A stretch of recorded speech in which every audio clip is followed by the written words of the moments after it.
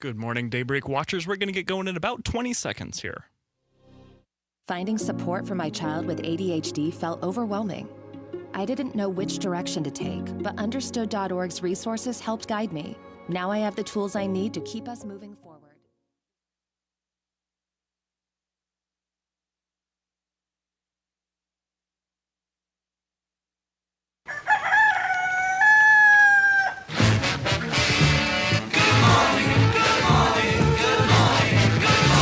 Good morning! Morning! Good morning!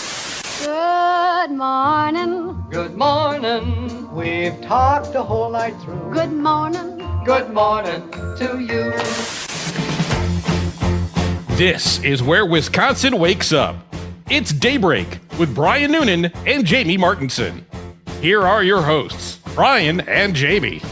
Good morning. It is 6 minutes after 6 right now. You are listening to the Civic Media Network. Happy Friday, and thank you so much for deciding to join us bright and early. My name is Jamie Martinson. And good morning, I'm Brian Noonan. Glad you're here. 855-75-CIVIC, 855-752-4842 is how you get a hold of us.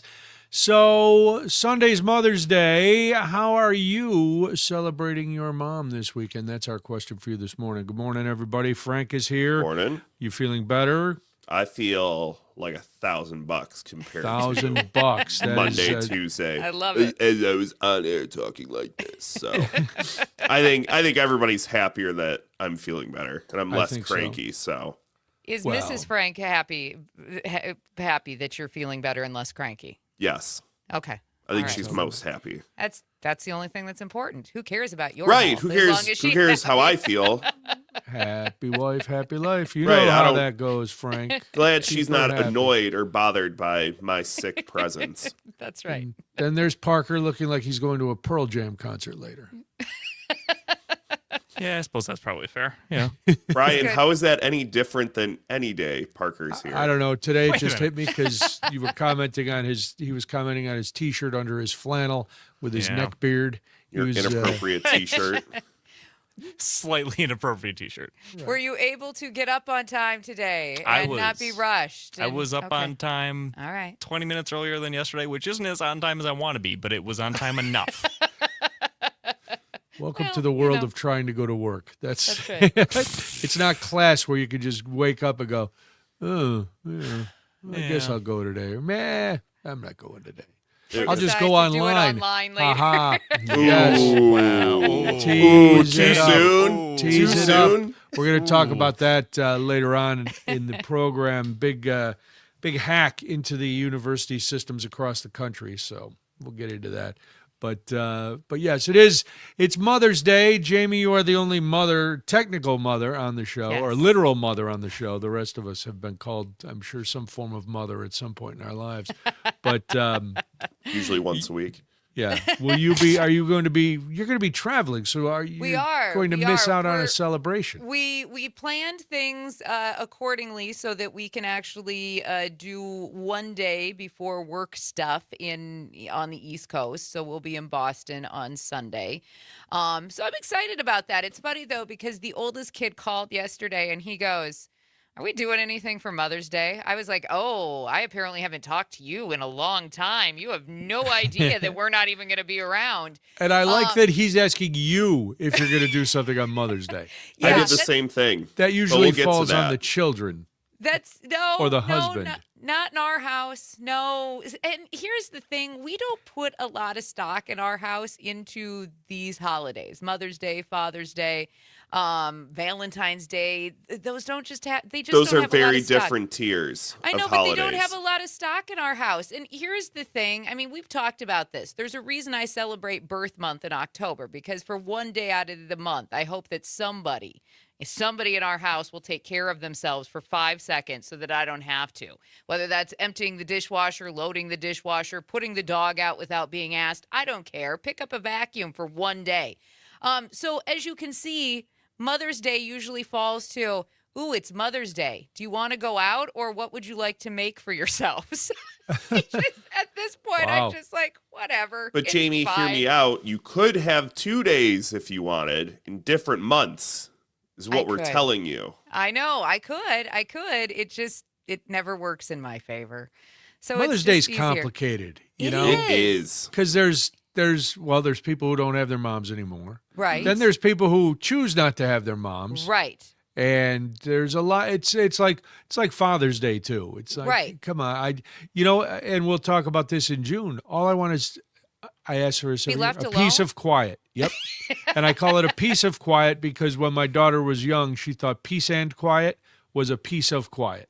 So even now, she'll go, I know what you want. You want a piece of quiet. Yes. That's awesome. But for Mother's Day, it's like, and my aunt, who was a waitress for years and years, said it was the worst day to be a waitress because everybody was trying to take their mothers out, even if Yep. they hated them, Yes. so that they could say, oh, look, I took my mom out for brunch.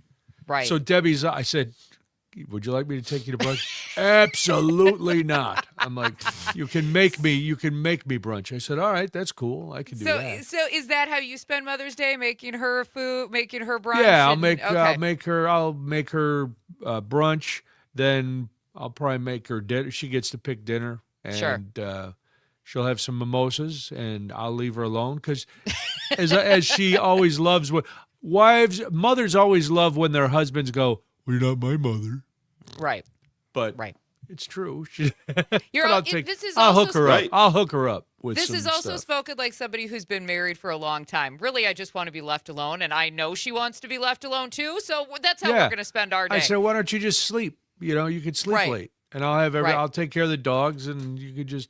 right. Well, I don't That's a know. good gift. That is Yeah. a good. No, that's gift. a It's a great really good gift. gift. That's a I great know. gift. Frank, how do you celebrate So- your mother? Here's my dilemma and another question. At what point, at what age are you not, I don't want to say obligated, but like, do I have to drive out to the suburbs this weekend because it's Mother's Day? Probably. Are you an only child? No, Is your mom doing something with one of your other siblings? I don't know. And that's like Oh. Jamie's son. I have to call and ask. And I did the other day. I said, so what's going on Sunday? My mom goes, I don't know. Oh, she's been I forgotten. said- Oh, I said, cool. that feels a little passive aggressive No, momness. no, she really means it. If there's going to Okay. be anything, she coordinates it with all What this. day? Could you go on Saturday? See, I'm going to see my mom Saturday because I think one of Yeah. my other brothers wants to do something with her on Sunday, and since we don't do a lot of joint family For sure. ventures, Sure. so I'm going up Saturday, and I see the other thing is I saw my mom yesterday. I Yeah. talk to my mom every day. I see her all Yeah. the time. So it's like I don't, I'll wish her a happy Mother's Day. I got her a little something to make her life easier, and that's the thing. I don't feel the need to be there on Sunday. right. Who cares? Right. Right. And that's my thing. Do I need to drive out there on Sunday? What are we going to do? Are we going to wait an hour or two to try to get breakfast or brunch No, or something? God, And I no. know Yeah. she doesn't want to do that. Right. What am I going to do? You want a material thing? I don't know what the hell to get you. You would, Does if she- I asked you what you wanted, you wouldn't have an answer. for me. DoorDash or something, some treats. Yes. Or Yeah. I'll bring treats from the city, which always Yeah. hit. But Yeah. Otherwise, Yeah. it becomes this weird, awkward moment where nobody has anything planned and you're just kind of sitting around staring at each other, doing all the things you would normally do Just- any other time you went to visit them. well, yeah, and reiterating to your mom that you put zero thought into her day. Right. And it's not that. I just don't know. I talked to my oldest sister yesterday. I said, did you hear anything about Sunday from Mom? She goes, no. Again, everybody's counting on mom to put together their Because Mother's Day. she's the coordinator. But If she we doesn't- meet, we all why? meet You're- at her house. You ask about the age limit for obligation. I think the age limit for having your mom coordinate everything is well past. No. Yes. It's what she does. No, that's a cop out. They have the meeting That's place. lazy talk. I am not a homeowner. I can't You don't have to be a coordinate. homeowner. You could say Saturday night everybody's going out for pizza, and that's Mother's Day.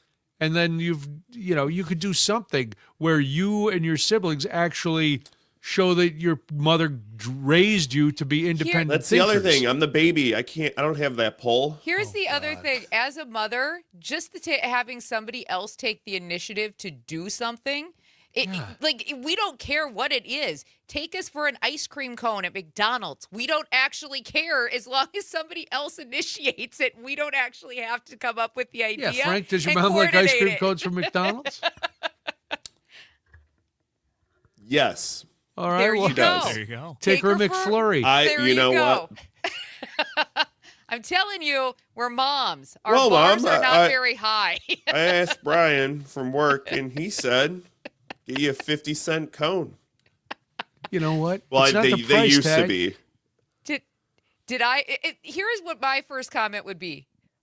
Did I have to plan it? No. Did somebody ask me if we should do this? No. Did somebody take initiative to do it? Yes. I'd be like, oh my gosh, you guys are amazing. I would actually be very excited if somebody took the initiative. Sounds to do like that the without bar me in your asking. house is very, very It low. is very low Very, because I've very always low. just It is. handled everything. I've always just handled everything for my husband and my 2 boys. And I was a stay-at-home mom for a long time. So I was the coordinator of everything. So I totally understand what you're saying. And you Frank. will be I will for be. many but years. That's why I said my bar is low, but anytime they actually do something that is outside of the norm, that doesn't expect me to handle it, that is a gift to me. And I'm not even joking. My bar is low, but it's because I was always in that role. So Alicia sends us a message. Her 22-year-old planned to take her to a concert in Milwaukee in a couple weeks for Mother's Day. That's nice. I love that. You have a son in I love that. Milwaukee.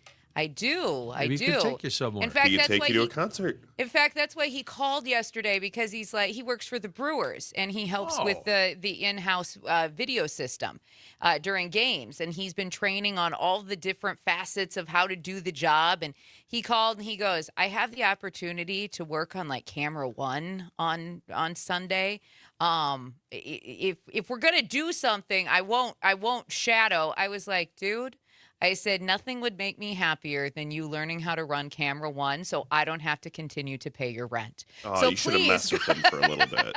So please go learn to run camera 1. Plus, I hadn't talked to him for a while. He had no idea that this work trip came up. And so it was what it was. Parker, holding up the 2-minute sign, you are not out of this conversation. Yeah, what are you doing? Yeah, have that's a mom. right. What's your big plan?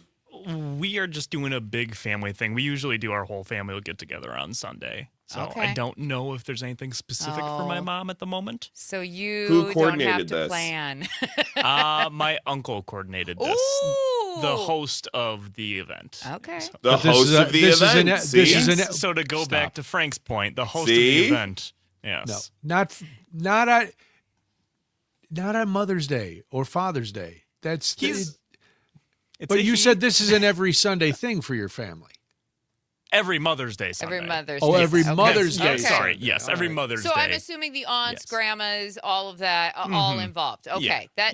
So that becomes. But a he fun Santa- planned. But Frank, this goes against your point because he planned it for other people. He didn't plan. It's not Father's Day, and the uncle planned it for himself. Like I the said. uncle planned it for all the moms in the group. He's a homeowner. He can do that. I You can't can do take that. her somewhere. You have enough room in your house to have your mom over. I can have her over. Look at that whole big ballroom you're sitting in. I know. It's you know what? It's not her. It's the rest of the family. It's my There you go. siblings. Then do it by all their yourself little on kids. Saturday. That's the best thing. And Yeah. then you're special. Then, oh, look, baby Frank took me out all by himself. He I has a don't know. paycheck and he did something for Hold me on. on Saturday. Real quick, let me pretend to be my mom. I don't know if I want to go all the way out to the city this weekend. There you go. Oh, now she's complicating. Happy things. Mother's Day, everybody. Happy Mother's Day. Oh, boy. Madison absentee ballots back in the news. They're being sued. Not the ballots, but Madison. It's Daybreak. This is the Civic Media Network.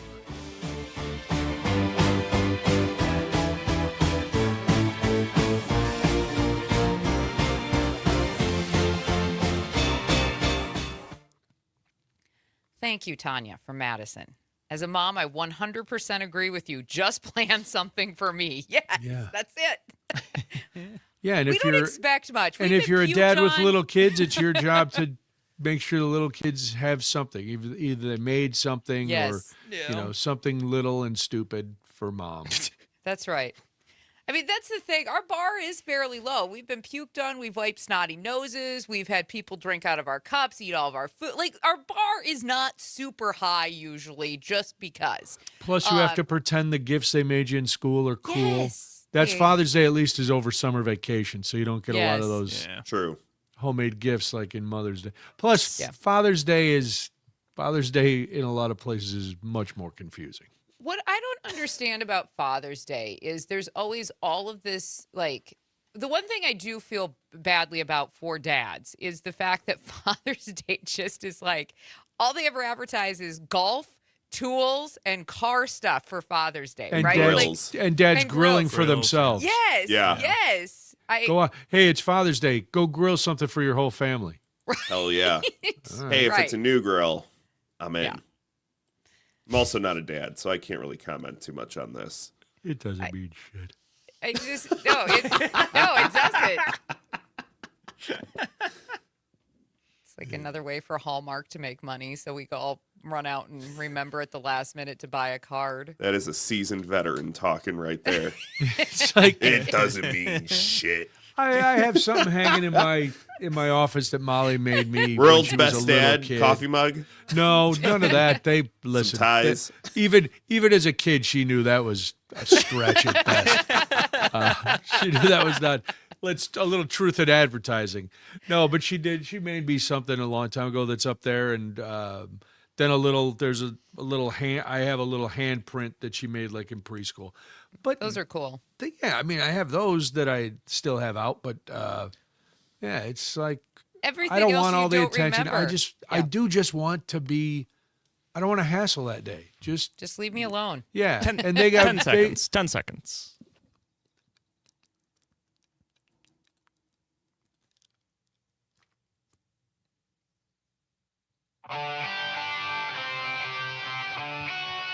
Local news, community stories, and the conversations that matter most. Now, more Daybreak with Brian and Jamie. 6:22 right now. Thank you so much for joining us. You know, Brian, quickly back to our Mother's Day conversation as Yes. we're hearing from some of the ladies chiming in on our text line and over on our social media chats this morning. It seems like they're with me. We just want, yeah. as moms, somebody to take the planning and coordination off our plate, and we are happy campers. We don't even care what it is. So thank you to Alicia. Thank you to Tanya for chiming in this morning. We appreciate the comment. And thank you for being honest, ladies, because that's Yes. the truth. I mean, you just when your kids are real little, you like some sort of thing, and you just you go Right. like that. I remember my dad taking us all out to find something for my mom as a group, and that. But yeah, the older you get, and the more. I mean, if it's your first Mother's Day, that's really cool. Right. Or if your kid is moved away but then comes back and it's Mother's Day, oh, that's very special. But most of the time, and I speak only from father's perspective, you just want a day where you don't have to deal with stuff. Right. Just give me a day of rest, Right. a day to relax, some time for myself, Yes. So Yeah, absolutely 100%. and I hope if Sunday is complicated for you, you can get through it in your own way and plan something for yourself to give yourself that Right. feeling. So good luck with that. Good luck to Law Forward, too, the voting rights focused law firm, because they have filed suit, Jamie, against the Wisconsin Election Commission over the commission's decision to throw out the spring election votes of 23 Madison voters because, we love this, the absentee ballots were properly filled out. They were filled and mailed on time. Yet they were delivered by the city clerk's office minutes after 8 o'clock on Election Day. So that's it. The six-member commission voted last week to order the Dayton County Board of Canvass not to count the votes in its certification of the election results because the ballots were delivered, as I said, I was not exaggerating, minutes after the polls closed on April 7th. State law allows absentee ballots to be returned until the polls close. Ballots can be returned through the mail to absentee ballot drop boxes located around Madison, to the city clerk's office, or directly to the voter's polling location. These came, as I said, from the city clerk's office, and they were a couple minutes late. So you catch one red light, Right. you could screw it all up. And that seemed I don't know if they caught a red light, but it was only minutes. It wasn't like they showed up the next morning going, "Can you count these?" Nope. Sorry. It's like, hold the door, I'm coming. And somebody pushes the elevator button. Especially when it's coming from the proper authorities. It's not like just somebody random was bringing these absentee ballots into these offices. It was somebody from the proper office who had the authority to do so. And I think this is going to be an interesting case as it moves forward, because there is so much talk about the absentee ballots, about drop boxes, about voting rights. This story to me is insane, though, and it has been since the beginning because we've been following it. Sure. And the fact that it was literally just minutes, and you're right, it could have been a red light. It could have been the fact they couldn't find a parking spot. Yeah, right? Like, circling it around, circling the block. Right. It's also one of those things that you could look at one of two ways. Either, all right, listen, rules are rules, and you have to abide by the rules, or is it to avoid any sort of hassle down the road, where if the word got out, hey, we heard ballots were dropped off at 8:05 and you counted them and now the election is rigged. And just a sidebar, none of the 7 would have affected any results. Right. None of those 7 votes that they're kicking out would have made a difference. Now, I don't know if you want.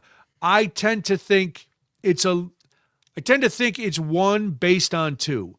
It's we're going to be hardliners with the rules because God forbid we have to listen to, somebody moan that there was election irregularities, then they've got to go back. Now they're going to force us to recount everything where, and are these 7, since they're not going to change anything, they fall outside of the realm of possibility. Yes, it doesn't seem right that we're going to discount these 7 votes, but, in the long run, the greater good is just finish the election and move on without anything coming from any backlash. Well, the backlash is coming either way, unfortunately. What bothers me most about this entire case is the people who voted. They did everything right. Everything was in when it should have been. Yes, the citizens. Yes. And those votes will now not be counted. And correct. And what bothers me most about that is when those things start happening, we already have so much distrust in our elections. And so when we start hearing these types of stories, that trust erodes even more and that public perception changes even more. And then people see it as a system that might not be fair to them. So why should I vote? I don't have time to go in person, but obviously my vote might not count. So why should I show up to do so? And I know not everybody is going to take it to that extreme, but we already, again, have so much distrust that this is why these headlines bother me, because the more we hear these types of things, it just dissuades people from actually participating in a democratic responsibility that we are given. And it's not even an obligation. It's a privilege in this country to be able to do that. And I think that's what bothers me the most about Well, there this. also has to be a better way to get the votes that were dropped at the city clerk's office. There's Obviously, there were not a lot that were dropped at that office, but there has to be a better way than saying, if you're dependent on one blinking red light, I mean, there's a problem. If you're dropping your vote at the city clerk's office, I think there's a way to say, all right, this office closes at this polling place. Yes. If you're dropping your ballots here, closes at 7:30 because we have to, at 7:30, we have to take the ballots over to be counted. If you need to vote between 7:30 and 8, really, you should have made some time. You're going to have to go to your polling place, Yes, go to right? a polling place because they're open till 8. You can drop it off right at your polling place. But if you're coming to this remote drop-off location, 7:30 or 7 o'clock, give whoever's driving these over the ultimate amount. Plus, doesn't that leave people open to questions too? Oh, Bob had the ballots in his car. Right. I saw Bob eating fries. I don't know if I Right, want the bag in Bob's car. All right. Do you believe there should be an age gap on politicians? We will talk about that after this on the Civic Media Network. All right.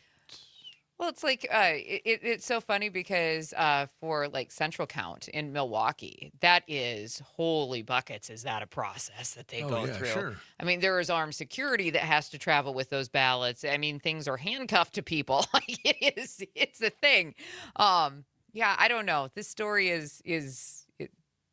I mean, it's been going for. I mean, we've been talking about this story for forever. It's been in the headlines, and it just keeps coming back up. Oh, that's nice. Lynn from Golden Valley says for Mother's Day, they're doing a road trip to a tulip farm in a small town. How lovely. I bet you that's going to nice. be beautiful. Yeah. When we lived in South Dakota, we tried to get down to Orange City, Iowa, Pella, Iowa, periodically, because that's where they do that big tulip festival every year Okay. and celebrate their Dutch heritage. And their window making. Yes.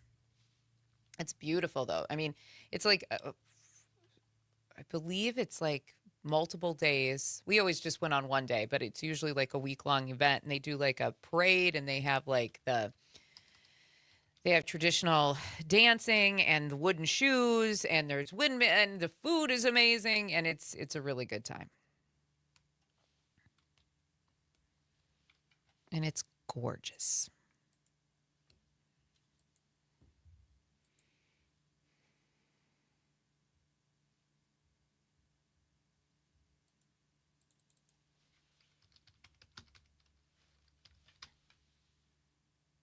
Did you make your mom a present, Parker, for Mother's Day? Did you put your handy print in? God. Not these Parker days. with his crayons, his tongue out, and you go, Mom is the best. It's, Oh. Mom just looks at it and goes, you have a job, right? it's There's a also vision. gets to a point where what do you getting your mom? There's, you know, Right. That's just flowers, it the too. usual Moms thing. have everything they usually need, and if it's something they really want, they're probably going to go buy it themselves when they can. And Going back to the ice cream Indiana. cone thing.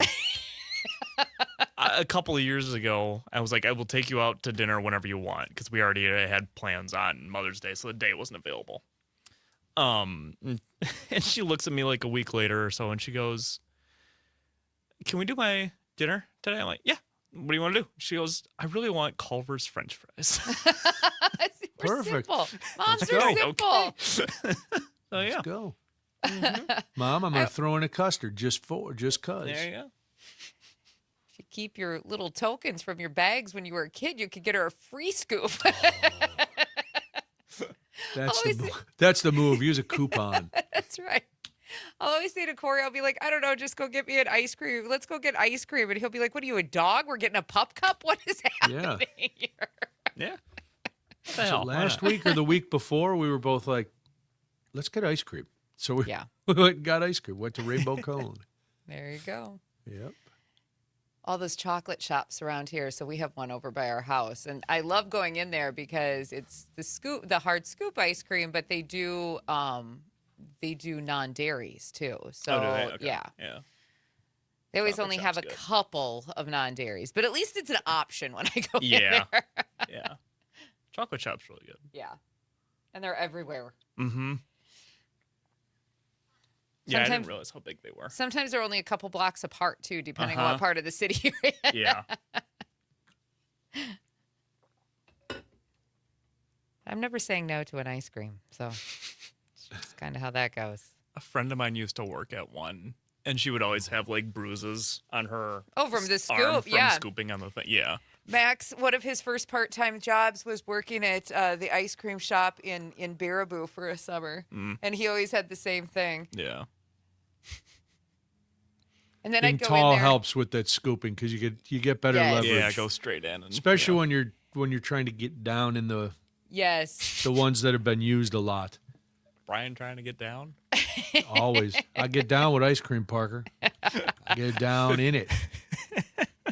All up in it. 10 seconds till we're back.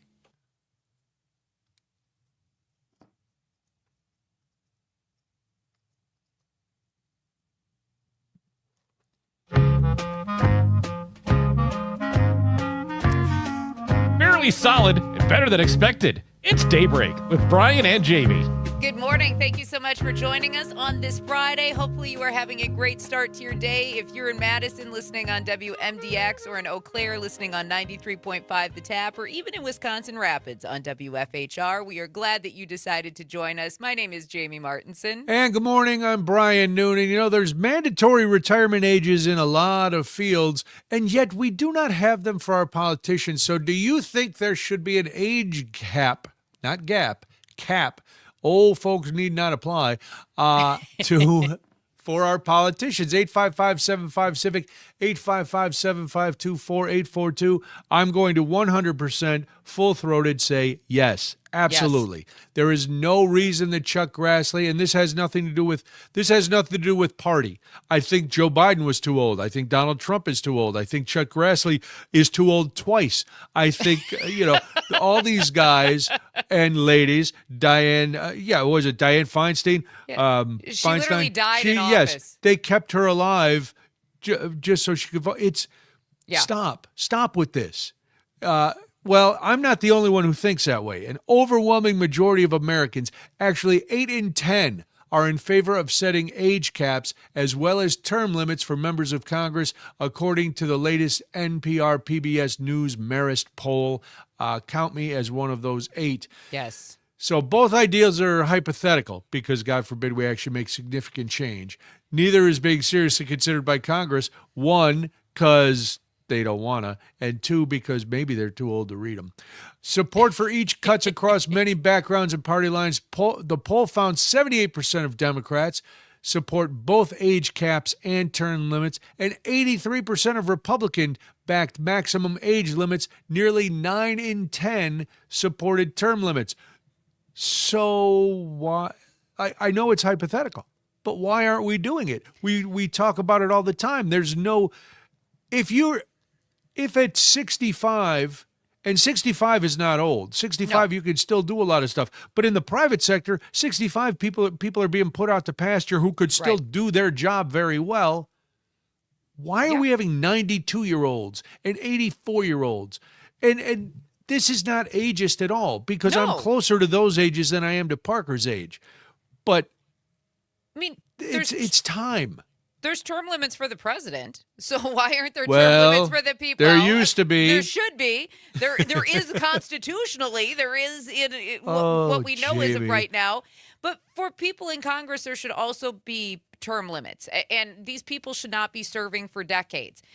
In some cases, a literal lifetime. Chuck Grassley, who you mentioned, is one of those people. Mitch McConnell, Nancy Pelosi. I mean, you mentioned Chuck Schumer as well. The list actually goes on and on.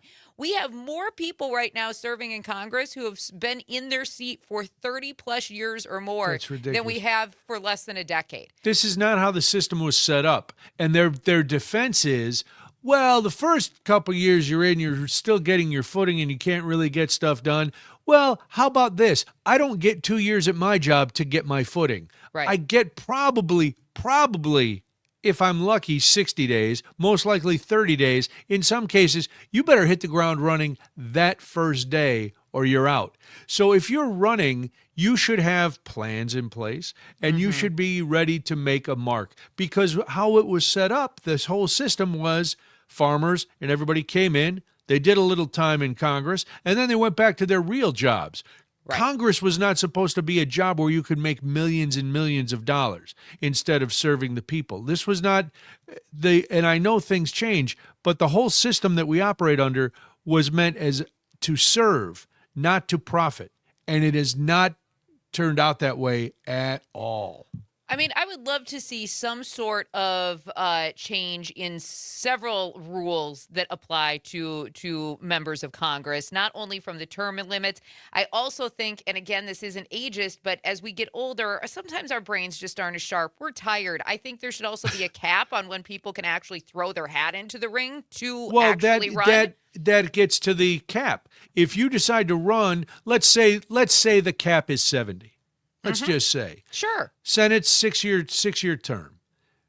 You can't run after 64. Right. You're sorry, you're going to age out. And unless you want to serve. And then on your 70th birthday, we have a sheet cake from Costco as we toss your behind out of the Capitol. That's not going to work. So yes, you have to. You got to have that. You got to have the age thing in there. And this is just what was interesting about this, because I know there's some people who are probably listening going, they just don't like old people. Well, in this poll, it didn't matter. Old people were just as likely to support age caps and term limits as younger voters. So everybody outside of Congress who is not, bellied up to the trough making their money looks at this and says, yeah, this makes sense. There's no reason this is happening. If you want to chime in this morning, we'd love to hear from you. If you think there should be an age cap for politicians, 1-855-752-4842, 1-855-75-CIVIC. Jim chimes in over on our text line this morning. He says a money cap needs to be introduced. I fully agree with that as well. I believe when I say that there should be several reforms put into place for members of Congress, how much they can actually profit, what they're able to invest in, how they're able to make money while they're in office, all of those things need to be top to bottom looked at again. And I know they've tried. It's actually been the Republicans who have chose to not take those bills up. And in fact, Wisconsin's old Ron Johnson had many, many words to say about how Congress people should actually be able to profit while in office. But, listening to what you just said, and I know Rojo loves to make that bag. Is that going to make it worse or better? If I know I only have 2 to 3 terms in the Senate, I got to make my money fast. So I can't milk this. Should be able to profit at all. Like I understand that, and I agree with it. I would love to see something where they absolutely, not only is there an age cap, but you can't profit at all. You can't make any sort of money. And the fact that we already have that for the presidency, and you see how that's working out. Well, it's not working well. Obviously, it's not working well at all. Remember, we need reforms. I truly believe that there are some places of government that need major reform. It makes sense to just pull back a little bit. And here's what they say. Besides it takes us a while to get going. Well, who's going to run? If we have to have Congress people run every couple terms, or their term limits are up, and we got to find new candidates. How are we going to find new candidates? There's probably not there's probably not really corrupt old people anymore. So you got to find maybe less corrupt young people, maybe some ideas, maybe start with the top, maybe the president. Maybe we definitely need to start an age limit on the president. Sure. Right now, an age There's cap. already an age when you can't run if you're to run, right? Right, you got to be 35 to run. Right. So if you got to be 35 to run, I think you got to retire and it's going to see. And I know the other argument. There's going to be some people here who are 75, 80. Maybe they're listening to us and I'm still really sharp. I can make decisions. Yes, you can. But I want you to go and sit with all your friends. Are all your other 80-year-old friends as able to make those decisions? I'm going to guarantee no. So the exception cannot be the rule here. The rule has to be the rule. There's also a physical toll that being president of the United States takes on somebody, right? Like yes. you look at how Barack Obama is a perfect example. Okay, he was the first one that popped into my mind. Right? I hate to always bring him up, but you look at how young and vibrant and jovial he looked in 2008 when he was elected. Making that big speech from Chicago to his very last day in office. And I get it's 8 years, but it is a hard job. It is not easy. Well, if you're doing it right, it's a hard job. Well, yes, that's what I was going to say. It's supposed to be a hard job. And I think two terms for a president, that's fine. Yes. I think when you're doing the Senate, 2 terms is plenty. That gives you over a decade. If you can win 12 years. It's 12 years. That's enough. Now it's time for somebody else to come in. You don't get to belly up, get in a district, and then just stay there hoping that you never, because you spend all your time campaigning. Right. That's what they do. Campaigning or not, and because finding you just pork. assume that you're just going to be in that role because you've been there for so long. And here's Could the it thing, be because your district's been gerrymandered so much? Well, there you go. That's exactly what it is. right. And I think what is fascinating about what you just said, Brian, is that this isn't just about their age. It also becomes about perspective. I mean, Yeah. things change when you've been in office for as long as Chuck Grassley has, representing Iowa. Technology, housing, student debt, workforce changes. All of those things shape how the people you represent live, and people in Washington don't keep up with that, right? They're No, not you think keeping Chuck up with that. Grassley knows how much a gallon of milk is or how No. much gas is? You think Chuck Grassley's ever had to go out and try to – most of them have never had to try to find a real job. You Right. ever, oh, well, unemployment's low. It's only 3%. Yeah, Chuck, get out there and try to find a job at 3%, no matter how qualified Right. you are, whether it's a minimum wage position or something more advanced. Try to find a job after you're 50, Chuck. You're not going to have any luck doing it. So, and the weird part about this, I said that older people and young people both support it. Gen X had the highest level of support for Yeah. both term and age limits. And those are, again, if you're not familiar, late 40s to early 60s. So people Gen who would X. people who would be affected by this age cap the most are the ones saying, yes, everybody can see it. Everybody knows it. You can make all the arguments you want, but it just comes down. Perspective is a great point. Just physical ability is a great point. Cognitive, I don't care how sharp you are. There is always some level of cognitive decline. Some it's very minor, some it's very major. We've seen it before. We're seeing it, I believe, a little bit now. But come on, it's a hard job. You shouldn't be dropping somebody in there who, has to worry if they've had their Metamucil this morning. We have several people chiming in on social media and on our text line this morning. John from Oshkosh, listening on WISS, says maybe an income limit on who can run. If you're a multimillionaire or billionaire, you should be barred from making policy you profit from. And he also agrees there definitely should be an age cap. Alicia says she agrees with the age cap and the money cap. Thank you for texting in on our YouTube chat this morning. Chad, also over on YouTube, saying yes, we should have an age cap. Keith saying reforms formulated by the very people that need to be reformed. Oh, no. Let me be clear. No. When I say Come on, reforms, we're probably going to need some sort of commission that is put in by a different administration, and perhaps when there are more adults in the room from both sides of the party where they can actually come to some sort of agreement. I didn't say reforms are going to happen overnight. No. I believe they should, but it is going to take. All right, where do you put the age? Where do you put what's your cap? For my cap? What's your cap for? Do we have the same cap for president and Congress, or do we have floating caps?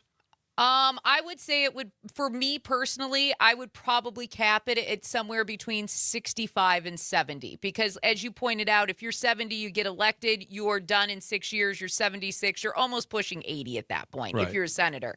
I would like to see it at around 65 because that still takes you out of office and put somebody with fresh ideas, perhaps younger, in when you're still in your early 70s. And for a lot of people, you could still go out, you could still do things, you could still work, because I get, some people in their early 70s. So I think about it like that. But 65, man, See, I don't know. I'll kick it to 70, where you have to be. Where you have to be if you're running for Senate.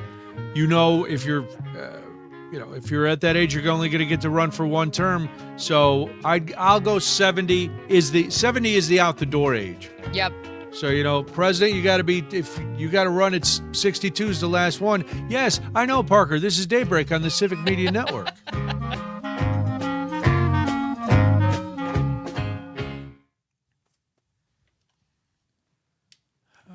Yes, Keith, I'm not letting this current administration or House and Senate make the reform. The age cap is 104. What? Chuck you Grassley can't passes. stay. You can't stay, Chuck. I have nowhere else to barely go. under there. It's like an officer and a gentleman. I got no place else to go. I wish I thought of this before the segment. I ended up looking up the most popular songs from when Chuck Grassley was born. Oh, God. Well, yeah, he's 93, 94, so Yeah. it's like almost a decade Yeah. or a century. The ones that are with singers my God. are so clearly old as balls. Well, he is. He is too. His balls are old as balls. of the tom-tom. Yeah. Aw, Chuck. I just like it. I just like it when the current crop of senators and representatives who are really old try to use social media. It's one of my favorite things ever. Like, get an aide. You have people in your office who could do this for you, so that it does not bad representation of you and your party and everything on both sides. That's my favorite part, is when they try to use social media. And I'm just like, oh, this went really, really badly very, very quickly. I saw a clip the other day of when Obama, he must have done a BuzzFeed video while he was in office or something. Mm-hmm. And one of the people that worked at BuzzFeed, they were doing the interview. And they were like, yeah, so the Obama presidential library asked for the selfie stick that he used from me. Oh, wow. Wow. And she's like, no, it's mine. She didn't give it to Wow. him. She's like, my Really? mom gave this to me for Christmas or something. She's like, no, you Oh can't my have it. God. Selfie stick, you can get a new one. Lynn from Golden Valley bringing up a good point, saying also spouses. Judge Roberts' wife runs a law firm making millions a year from corporations who care what the Supreme Court rules. Yes, I mean, that's supposed to already be in play. It's not full out rules, laws. I think it's probably written that they're not supposed to profit, but I don't know. I don't believe it's ever really been enforced. And let's be clear. This is decades-long reform that you would be talking about. Yeah.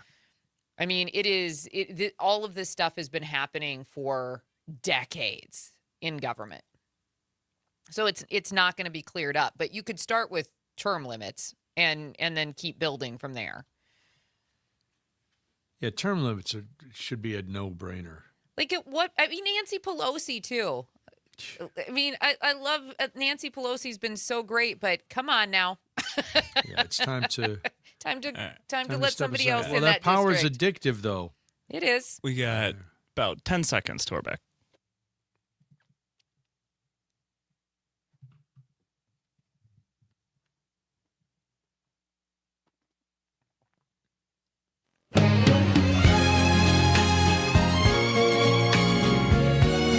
Local voices, statewide impact. It's Daybreak with Brian and Jamie.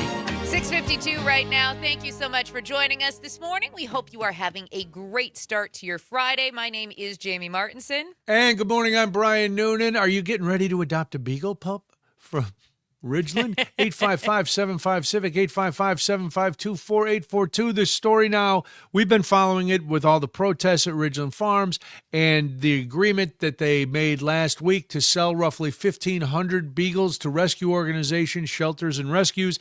Now the news story is all over the country. People are waiting coast to coast to rescue some of these beagles. None of them are available for adoption in Wisconsin yet. Local shelters are saying, just be patient. It's coming. Yeah. They're coming. These dogs will be out there howling at the moons and making all kinds of noise soon enough. But the Humane Animal Welfare Society of Waukesha County, known as HAWS, expects up to 20 dogs to arrive the week of May 11th. So that's Monday. So next week, they're going to get there. The Dane County Humane Society is also preparing. They're going to get 50 of these, they're going to help facilitate the transfer, and they're going to get about 50 of the dogs. The animal shelter Paws in Chicago is also taking 25 of the beagles. So they're going to be out there. Some or none, as of yesterday, none had been made available for adoption in the Wisconsin area yet because, well, they need to. There's going to be some rehab. Yeah, right? they got to decompress these dogs. They got to teach them to walk on grass. Dogs. They have to learn to be Yes. dogs. I think that's been my favorite part of watching these beagles be rescued and all of the different facilities across the country, because there are some facilities in the South, there's some in Florida, on the East Coast, in California that have taken some of these dogs. And I think that's my favorite part is watching them when they have these videos of the first time they do hit those play areas. is, or they actually get to interact with one another. Yeah, and they're with running humans. around, and And it they're is just- fun to see. It is Yeah. fun to see them do that. If you have any sort of heart whatsoever, you have to be touched. I don't care if you love animals, don't love animals. If you have any sort of heart for living things, you have to be excited to see these beagles actually see for the first time what it feels like to be a dog. Yeah, right? to walk on grass. They've only been in cages, so they're getting even to walk just on the sidewalk. And then to go onto grass and go, wow, what is this? And like you said, to interact with other dogs who they've only seen through cages, and then have people to just play with rather than, So there's from what I've understood and seen from other shelters, you mentioned it, the rehab process for these dogs is probably for some of them going to be a little bit more extensive than others, depending on age and what their circumstances were. But essentially, they're learning how to be with people. They're learning how to sleep in a house. I was watching a video the other day on social media of a foster who got 2 of these beagles from this facility, and they wouldn't sleep in their cozy little beds. They'd never had that before. They don't know what the cozy, fluffy beds are. So they're still laying on the tile floor and on the hardwood, and they're trying to coax them and teach them that these are your toys. It's okay. You can sleep in this bed. You eat out of this bowl over here now. There's not just food thrown at you or however, because it's all so new to these dogs. So it's almost cool. It's almost like when you get a brand new puppy, you have to teach them everything. You have to sounds around the house, how to work stairs. I remember getting, a couple of the dogs we got were very, very young when we adopted them, and stairs were like, they just stayed at either the top or and even if they got to the top, then they couldn't figure out how to get to the bottom. And they just stayed at the top of the stairs whining like, hey, and bark and look down. I don't know how to do this. But so these are older, not seniors. We don't all different ages, but so they have to learn all that stuff that by now you've probably learned if you have a dog. If you've listened to this show before, you've maybe heard me mention that at one point I volunteered at an animal shelter, and I got to be part of the off-boarding process. Off-boarding meaning as they come into the facility and we literally take them out of their kennels and start the process of checking them in, getting the vets involved. So I've been involved in those processes, and then being in the office as those facilities try to figure out where those animals are going to go, what foster is going to be best for that particular circumstance. Some of them have medical issues, so you need a different foster. Some of them are younger, so you need a different foster. So I've been part of that. And one of the things that I will say is even with dogs coming out of circumstances like this, and I've been part of that offboarding for beagles out of medical facilities and labs, the thing that always struck me is beagles are so loving anyway. And that's part of the reason why beagles get wrapped up into the science of all of it, because they are so trusting. They are so loving. They are very compliant dogs. But I remember there would be times we'd take them out of their kennels and they're scared and they're shaking, and we'd have blankets and we'd wrap them up. And as soon as they felt that love, they would just melt into your chest, right? Like they would they put finally their heads, feel safe. Yep, they'd put their heads on our shoulders and they would just melt into us to the point where it was hard to give them over, because you just wanted to continue to hold them because that's all they've ever wanted. They've never felt it, and all of a sudden they had all this love and people were pouring it onto them, and it was always just the most amazing feeling. And so I really have enjoyed the circumstances. I get it. I didn't love the circumstances surrounding it. Watching these dogs, though, now learn how to be dogs and be part of families is what's really, really awesome, because I've got to see the start of that. Let's just hope they all get adopted. And I know in the immediate aftermath of the story, there's a lot of excitement. People are, this is how we gotta do it. We're gonna adopt all these dogs. There's a lot of dogs out there. I'm a big adopt, don't shop guy when it comes to dogs. So if you're thinking of one of these beagles and you can't get one of these beagles, your shelters are probably full of really cool dogs that would be just as good as a beagle and need to be rescued just as much as these beagles. So that's my little soapbox to say, hey, if you're thinking about a dog, I know there's a nice status when you get this purebred dog. Mutts are really, really cool. All right, when we come back, it's the top of the hour. And that means stuff you need to know, and we will get to it. Big story out of UW-Madison and so much more. I'm Brian Noonan. This is Daybreak. I'm Jamie Martinson, 659, and you are listening to the Civic Media Network.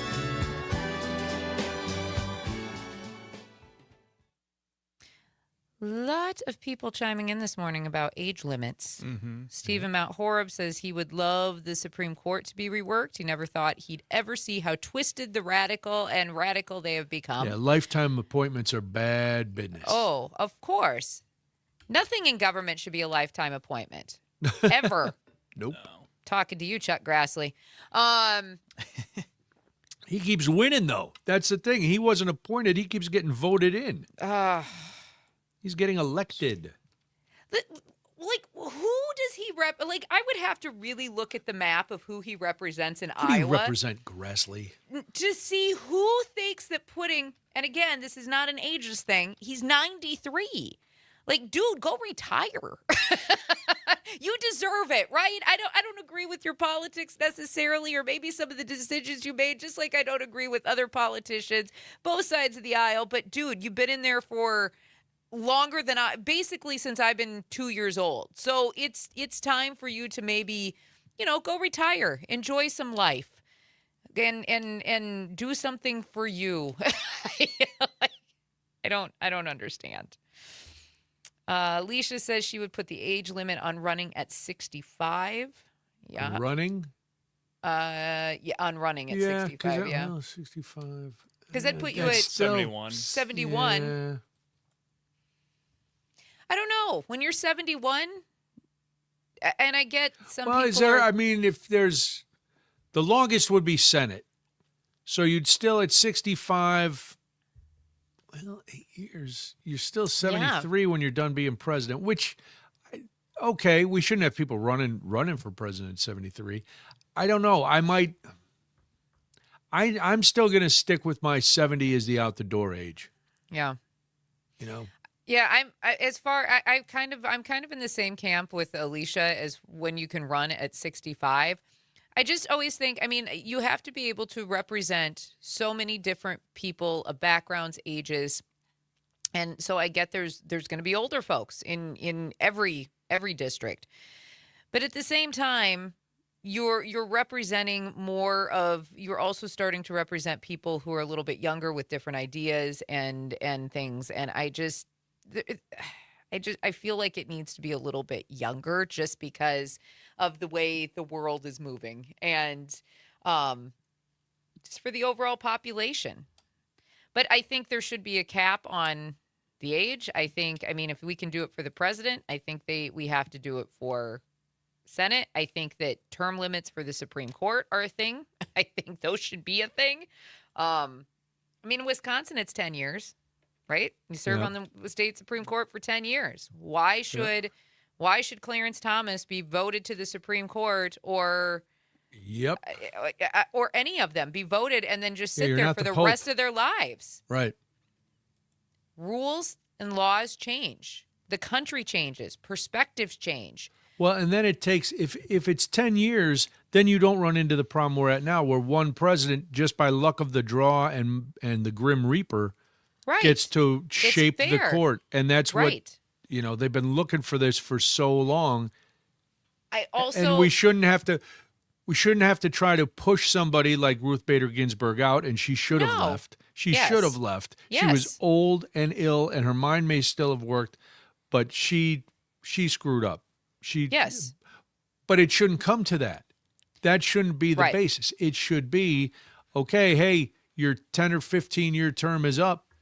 Right. And I also believe I am not an pack the court person. I am a person who has always believed that the Supreme Court should be expanded simply because there are 9 justices, and at the time the Supreme Court was formed, they represented their 9 different districts. Well, there are now 15 districts. And so each judge represents multiple districts. That's why I believe the court should be expanded, because each judge represents a district. And it made sense when there were 9 districts because you each represented one of those. Now there are 15. So expand the court accordingly so they each represent a district. I don't want to pack the court, but it should be If there are districts that they're fully representing, then you should have one representative for each of those. I've always thought that, though. That's not anything new in the modern day of politics. I've always thought that was a stupid rule. If you add a new district or there's a new district that comes, they should have fair representation, and it shouldn't just be added to somebody else's docket. Alicia says she loves Bernie Sanders. I do think he needs to retire as well. He's one of the examples of an 84-year-old still being sharp and still in tune with the younger population. Well, he can. I mean, those people can still have a voice in some way. Yeah. They could work with PAC. Start a PAC. There's a lot of different. There's a lot of different ways they can still have an impact. But I think it's time just to make sure this is not a money-making endeavor. Right. You get paid. Obviously, you'll get paid, and when you retire, listen. If you have term limits, you're going to make a lot of speaking fees afterwards. If you're effective, if you're just some schlub that gets in there and doesn't do anything, well, then you had your time and you got to go. Right. But if you are an impactful legislator, you are going to be able to write your book. You're going to be able to do this. You don't have to be in there for 60 years to do it. You can still be impactful and go out and rally the young people and hold, and endorse candidates and things then. A little less than 10 seconds.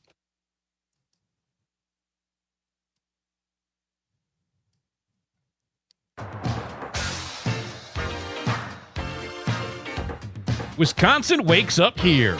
Back to Daybreak with Brian and Jamie. Thank you so much, and good morning. And we appreciate you listening to the Civic Media Network on this Friday. My name is Jamie Martinson. And good morning, I'm Brian Noonan. Glad you are with us. It's the top of the hour, and that means it's time for some you need to know. It's a wake-up call in more ways than one. Time for some you need to know. All right, Madison police stop black drivers at higher rates, and that has drawn some scrutiny. Officers are once again pulling over thousands of black and Hispanic drivers in the city at disproportionately high rates and issuing many of them citations for speeding, failure to yield, or other traffic infractions. Drivers of color have long been overrepresented in the department's traffic enforcement, according to a Cap Times analysis. In a statement to the Cap Times, Police Chief John Patterson cautioned that driving patterns can vary by time of day, location, and other conditions, which can make direct comparisons among demographic groups more challenging.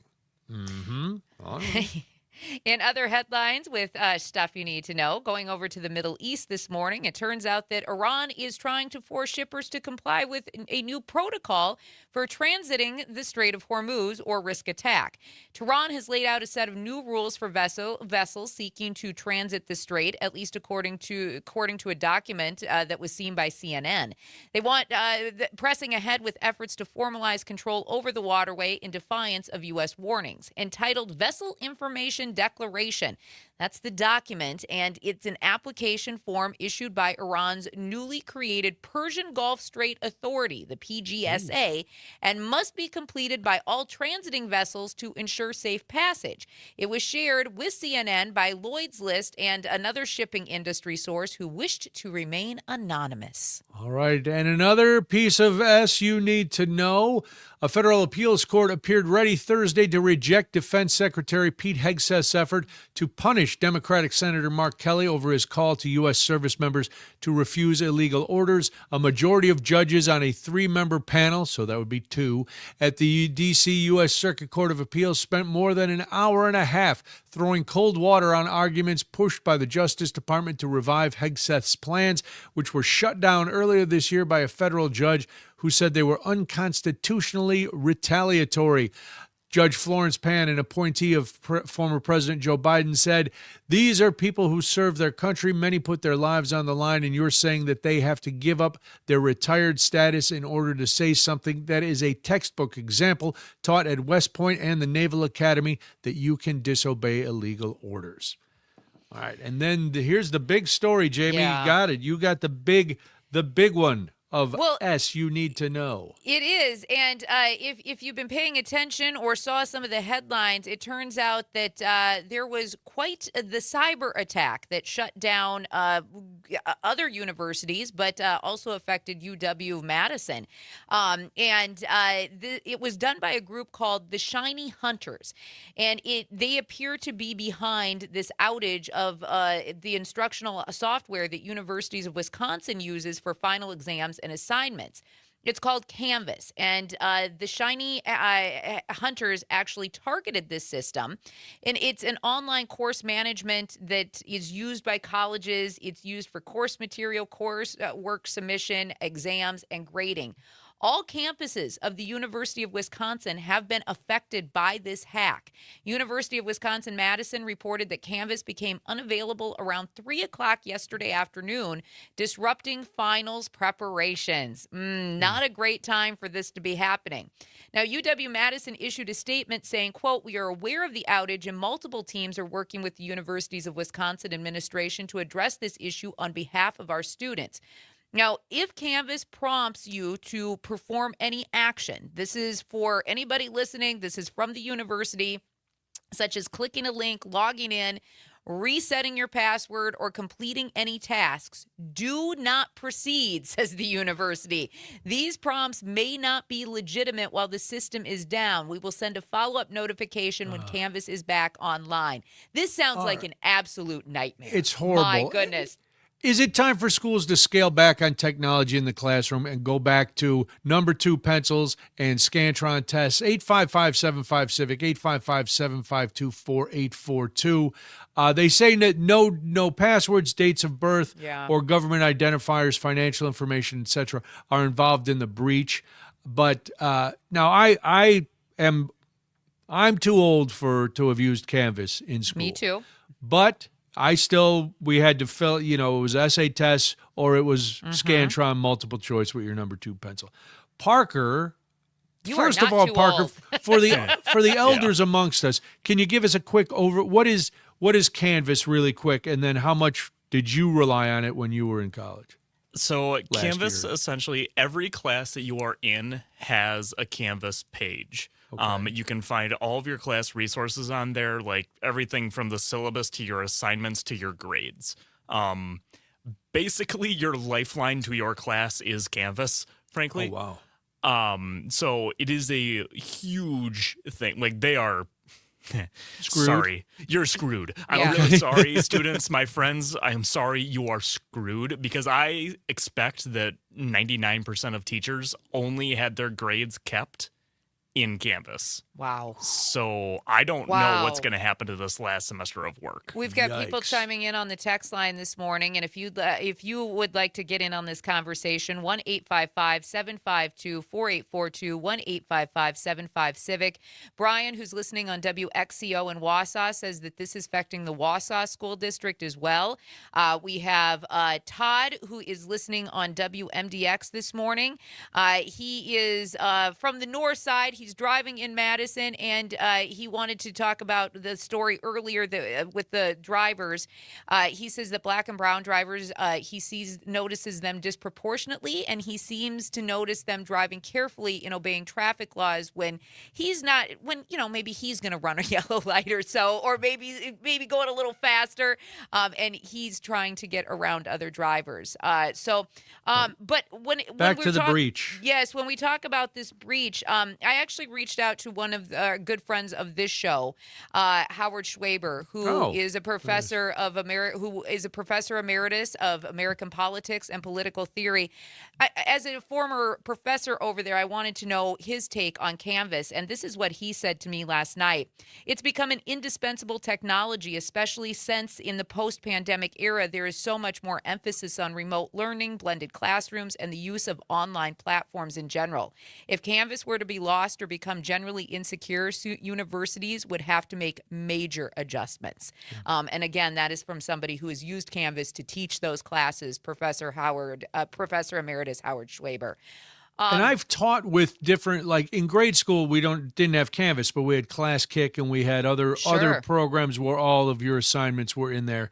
And it's gone down a few times, and it pretty much paralyzes the school. So I can't imagine on there. According to this the hacker group, they're about 9,000. They hit about 9,000 universities across the country. So I can't imagine what's going on. I'd love to hear. I don't know how many students are listening. Well, you're not studying for your finals because you can't get into your stuff. So you got some free time. If you're still up drinking from last night, you can give us a call, 855-75-CIVIC. How is this affecting you? Or if you're an instructor at one of these, because as Brian said, Wausau schools were affected by this too. So if you're a teacher, if you're a professor, if you're dealing with this, we want to hear firsthand how it is affecting you. So back to Parker for just a minute. So So do you still buy books? Is that a dumb question? You said all the resources are on this canvas. So is it linked to books and everything? It can be. It depends on your university. So I went to UW-Whitewater, where textbooks were actually part of your tuition. So that was already covered for me. I don't believe that's the case at most universities. I believe you do have to still buy your textbooks.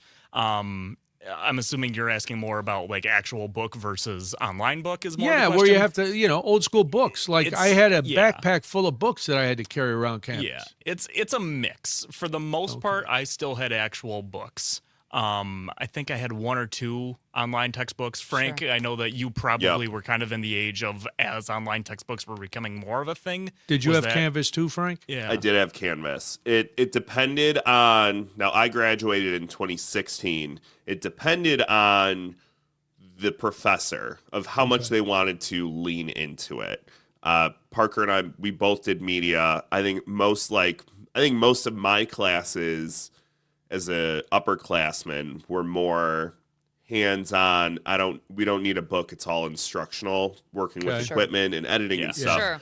But before then are your gen eds. It's Canvas, man. Yeah. Like that's your thing. Okay. All your coursework is submitted through there. We have John chiming in over on our YouTube chat this morning. He says must have been the same issue with Oshkosh schools.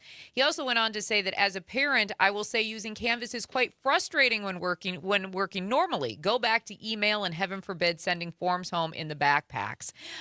Because you would send all Yes. Right. especially for elementary and high school, all the correspondence between the teachers go home that way.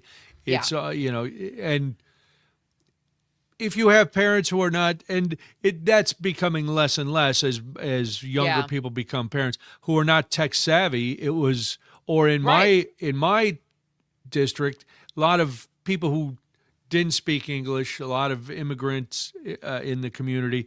It was hard to, translate all that stuff and hard to use the technology. It's amazing though. So did you have to go to class? If everything was on your computer, could you just stay home? Depending on the class, there were, as somebody who may not have been the best student sophomore year and slept through many alarms because I had an awful sleep schedule. There were some gen ed classes, like my stats class, where I really did not need to be there because everything was on Canvas. Because I'm going to fail anyway. Yeah, on my own time, I would read the material, do my worksheet on Canvas, submit my quiz on Canvas. Yeah.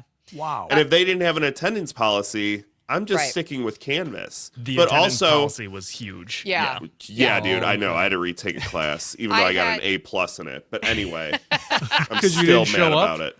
My older son graduated. My older son graduated from Milwaukee Area Technical College last year. Canvas, huge part of their curriculum because that is a tech school. Everything for their discipline is very hands-on. All gen eds, though. Anything gen ed related was all through Canvas. Wow. And in fact, he called me about this last night, and he's like, they are in so much trouble. And he's got friends who are supposed to be graduating this spring, and he's like, they can't physically get into their gen ed programs. Like, they can't log in, they can't do anything, and he's like, you have to have those grades in order to finish your discipline. It seems like it adds another level of cost and another wall. And I know, like, to us, laptops and things are that's commonplace. But there's a lot of people who can't. Laptops are expensive. So are textbooks, And though. I And I know, think I that's the thing. understand. Yeah, I remember. Yeah. I remember the bill for those textbooks and God. the weight. That's why It's so dumb. I had guns, man, in college just from lifting my books. Especially when you need them for your classes, which is why I actually like that Whitewater includes them as part of the tuition. But just in case anybody's wondering, as we talk about just the University of Madison, and as people chime in this morning, we are hearing about other school districts, local school districts in this Shiny Hunters hack. UW-Madison alone has an enrollment of around 50,000 students. That's too big. Wow. That's so big. This is going to be a problem for the next few days. It is going to be a problem. Oh, Shiny Hunters, we don't like you. You know what we do like? We like swiping and or staying, and so we're going to do that next. It's Daybreak. I'm Brian Noonan. I'm Jamie Martinson, Big Friday edition. It is 7:19 on the Civic Media Network.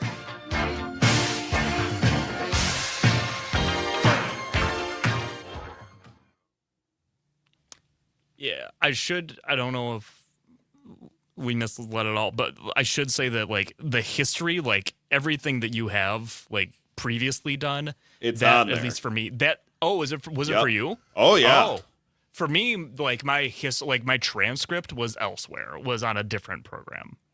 Okay. I could see Yikes. every grade that I ever got through Canvas.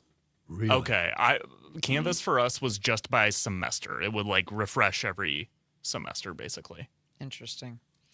John says it's not an issue of being tech savvy. It's an issue with the layout and non-user friendly platform. Oh, of I wasn't Canvas. saying John was not tech No. savvy. I'm just reading his comment. Yeah. I think also, here's the interesting part that I read about. Canvas is its own thing. This has nothing to do with Right. with the university's cybersecurity, and they have no Right. control over that. But Correct. if that's the case and you don't have control over this, why are you relying so heavily on a third-party platform Right. that's this insecure? I think this is going to make a lot of waves. There's going I to be think so. some There's going to reform. have to be some Well, major it's- reform. Yeah. All districts use these third-party Right. programs, and so are you going to develop your own? But they already have the If proprietary. I'm one of the big dogs, Yeah. like this, Harvard was affected by this. Yeah. Yeah. You're telling me Harvard can't get their own thing together? It's going to be like regional sports networks, right? Right. Well, we'll was- just do our own thing. I was talking with a friend last night, and her husband teaches at a university, and I said, was his school affected? And she goes, no, they use Duo. I was like, oh, I know what Canvas is. I've never heard Duo. So I was like, oh, all right, so that's new. So I'll have to do some. Never even what is heard of this? But she's like, they use Duo. She's like, which is a little bit newer. She said they actually switched from Canvas about, what'd she say? I gotta look at my text. 2-3 years ago, to this program called Duo. All right, 15 seconds or so here. Duo was like a security thing that we used. I don't know. Okay.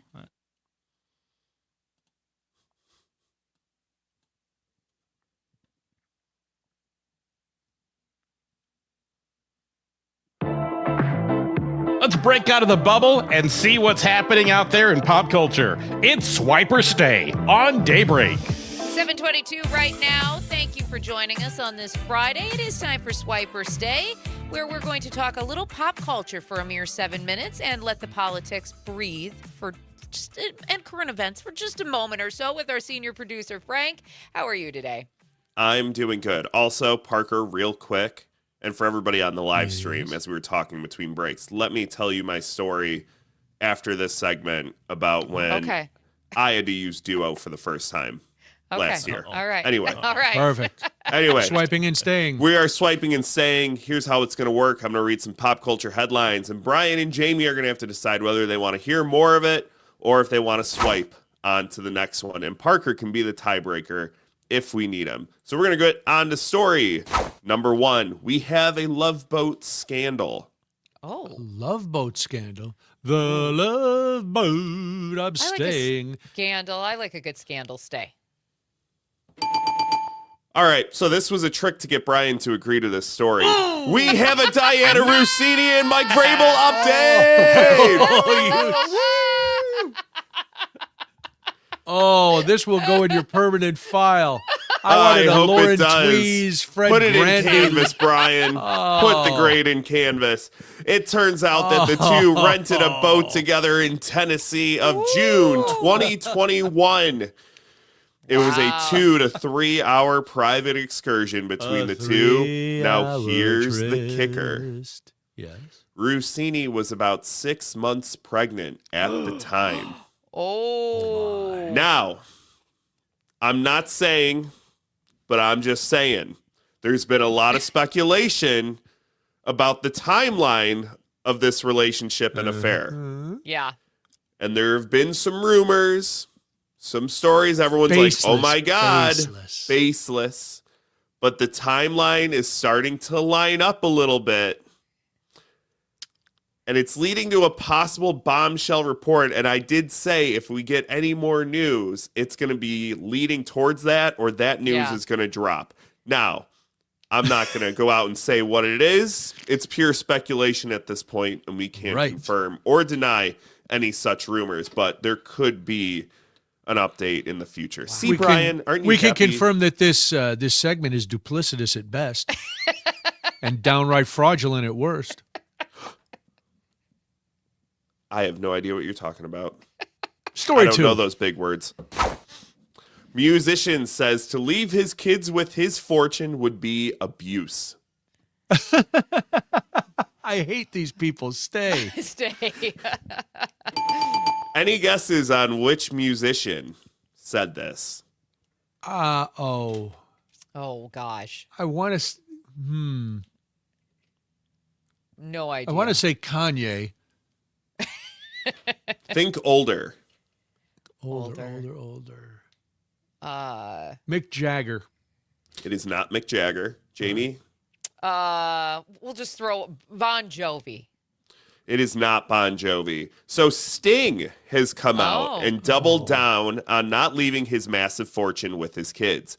He said, the worst thing you can do to a kid is say, you don't have to work. I think that's a form of abuse that I hope I'm never guilty of. All of my kids have been blessed with this extraordinary work ethic. Whether it's the DNA of it or whether I've said to them, guys, you've got to work. I'm spending our money. I'm paying for your education. You've got shoes on your feet. Go get to work. He went on to say, I don't think it's cruel. I think there's a kindness there and a trust in them that they will make their own way. They're tough, my kids. Now, Sting's net worth is $500 million. Wow. If I'm one of his kids, I'm pissed. Of course you are. $500 million? Come on, leave some crumbs. I agree. See, but I agree in part with the you want to have you want the kids to be able to do things on their own. You want them to, but I also know that down the road, you leave them something. Put it in a trust so they only get so much so often, right? Or something like that. But you got you can't just give it all away. I mean, I understand a work ethic. I understand not spoiling kids. I think people who earn all that money and never do anything, look at some of the children of power we see now, or the rich kids that have never had to work a day in their lives. Right. That's wrong. That is cruel. Agreed. But not leaving your kids something out of your fortune. Sit down. Go have some more 9-hour sex. Go have some more tantric loving. I was just going to say, that was going to be my next question. Is he leaving it to like a tantric yoga studio? Is that what he's doing? He hasn't said. Oh, okay. All right. Just checking. He's a pretentious jerk. He really, just ask Stuart Copeland, his drummer, that question. Story 3. Let's move on to story 3. Disney cruise ship at the center of child crime. You broke up a little. Will you repeat the headline, please? Disney cruise ship at the center of child crime. Child crime in Disney? The mouse? I'm in. Stay. This feels like Scandal again, so I'll stay. So several Disney cruise ship staff members were reportedly arrested last month as part of a larger investigation into child sexual abuse material crimes. God. Yeah. That is not the happiest boat on the water. It sure isn't. Customs and Border Protection agents boarded 8 cruise ships in San Diego as part of an ongoing enforcement operation Oh my gosh. between April 23rd and April 27th. One of the cruise ships belonging to Disney, the California Post reported. Disney went on to say they have zero tolerance for all of this, yada, yada, yada. my it's still gosh. under investigation. We don't know what exactly the material was, where the material came from at the moment. We just know that Wow. some members came of the from hell, Disney we know cruise, Wow. Wow. That's insanity. it's scary. That's stunning, actually. Yeah. Yeah, I Holy thought buckets. Disney that's going to cause quite a ripple at Disney because Yeah. they pride themselves on everything being picture perfect all the time. When we What a come story back, to end on. yes, we will go back to a cruise ship and talk hantavirus. After this, it's Daybreak on the Civic Media Network.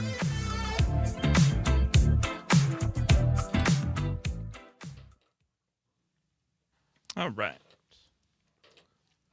Man, a lot of boat stuff A lot of going boat. on. Boat A lot of stories. boat Boat stuff. Boat stories. A lot of boat stories. Boat and kid diddling, and I don't I don't care for either one. All right, real quick as we wait for our guests. Yeah, the what's duo your- thing. What? So What? I needed to log last year. Oh boy. I needed to log into my Bowling Green student email address, which I hadn't done in years. Oh God. Yeah. Now, between me logging in previously and when I needed it, they switched systems Oh God. and then needed a two-factor authenticator. Oh, wow. So I needed to reset my password, and it said, your password has been sent to your bgsu.edu email. And I'm like, that's what I'm That's trying to not- get into. yeah. How does this make sense? I had to call the university. Oh, no. He's like, when did you graduate? I was like, 2016. And then there's just silence. He goes, what was your last password? I said, dude, I have no clue.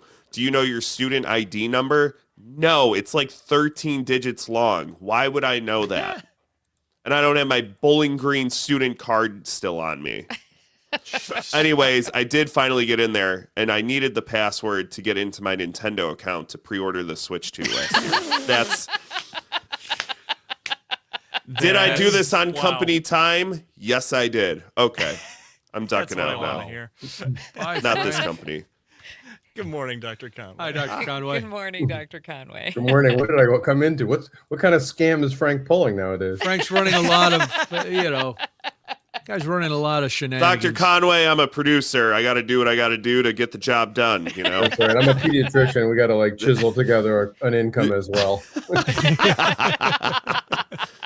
You'd be amazed how many side hustles I've got going on at any given time. Did I tell you a garage door opener? Wow, that could be the saddest thing I've heard. That goes against everything people think about doctors. We are the lowest paid of the medical profession by far. Oh, pediatricians. Family medicine and pediatricians are Yeah. like way at the Wow. bottom of the list compared to the rest of the medical field. And yet the most essential Yeah. because it's more every day. I mean, Exactly. It's you more need a keeping the general pediatrician a lot more population than you healthy. need a specialist for the most part. Yep. That's our upside down backwards medical system in the United States. That's a whole different conversation. It's we a gotta whole have. other show. It's a whole- It's a yeah. whole other show. But it's true. But also fascinating at the same time. No, it is. Our system evolved to be all about treating illness, not preventing illness. And if you look at Yeah. health systems in the rest of the world, I'm taking students to Thailand. I go every year and take them for 3 weeks in May to see what a real integrated public health system looks like, where they've prioritized prevention above all else. It's really interesting. They've got the same life expectancy. They spend about $600 a year on health. We spend about Wow. $20,000 a year. Wow. Because they That's put all their money in. incredible. Vaccines are free. Everybody gets all their screenings for everything. It's all free because they prioritize that being the way to keep their society healthy. Right. It makes sense, Yeah. that system, because then down the road, you're not getting these catastrophic illnesses that are, landing you in hospitals or rehab centers and having to do all Exactly. these expensive tests and surgeries. And Well, and you don't feel like you'll lose everything you've ever worked for just Right. to get the care that you need if something does happen, right? Correct, because they have a national healthcare program also. So Yeah. It's like a $10 copay or something for almost everything you need done. Jeez. Wow. Yeah, it works That's well, incredible. actually. Yeah, so I've been taking students there for about 20 years just so they can at least aspire to trying to fix up what the rest of us Yeah. broke over the last 50 years. Yeah. And you said their life expectancy in Thailand is the same as ours? Yep, almost exactly the same as ours. Wow. Wow. So it could be done. So do they not have the big pharma or, the same factors that drive up the cost? Yeah, they have a national pharmaceutical company called GPO, the Government Pharmaceutical Organization, and they make all their own drugs. Wow. Yeah, and so they basically have their own. It's sort of like generics, but they basically, it's a little bit more limited formulary. But honestly, you don't need 72 versions of a particular drug. So yeah, they make all their own drugs in 10 country. seconds. Sorry to cut you off. We got a couple of seconds to we're live. I'll give you a hand signal as we get down to our last couple of minutes, Dr. Conway. No worries.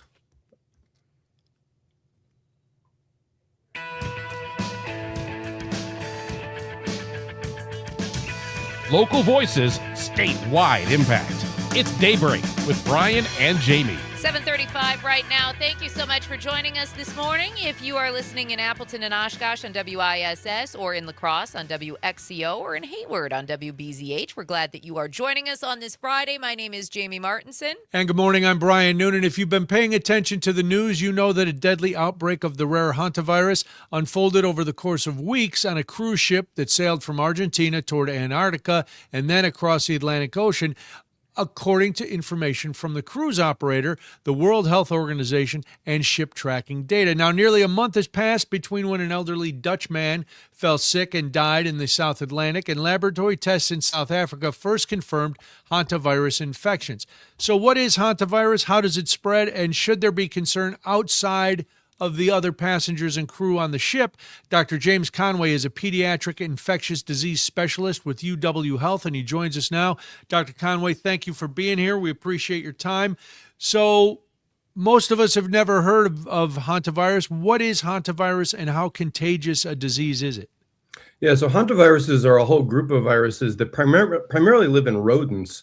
And they're found all across the world. There was a study some years ago that they're actually found in the rodents that live in every national park in the United States. So these are actually ubiquitous viruses. They're everywhere. There's lots and lots of different versions. People maybe would remember what was called the Four Corners disease some years ago, or what was later named Sin Nombre virus, a virus of no name, because Four Corners then hurt their tourism industry.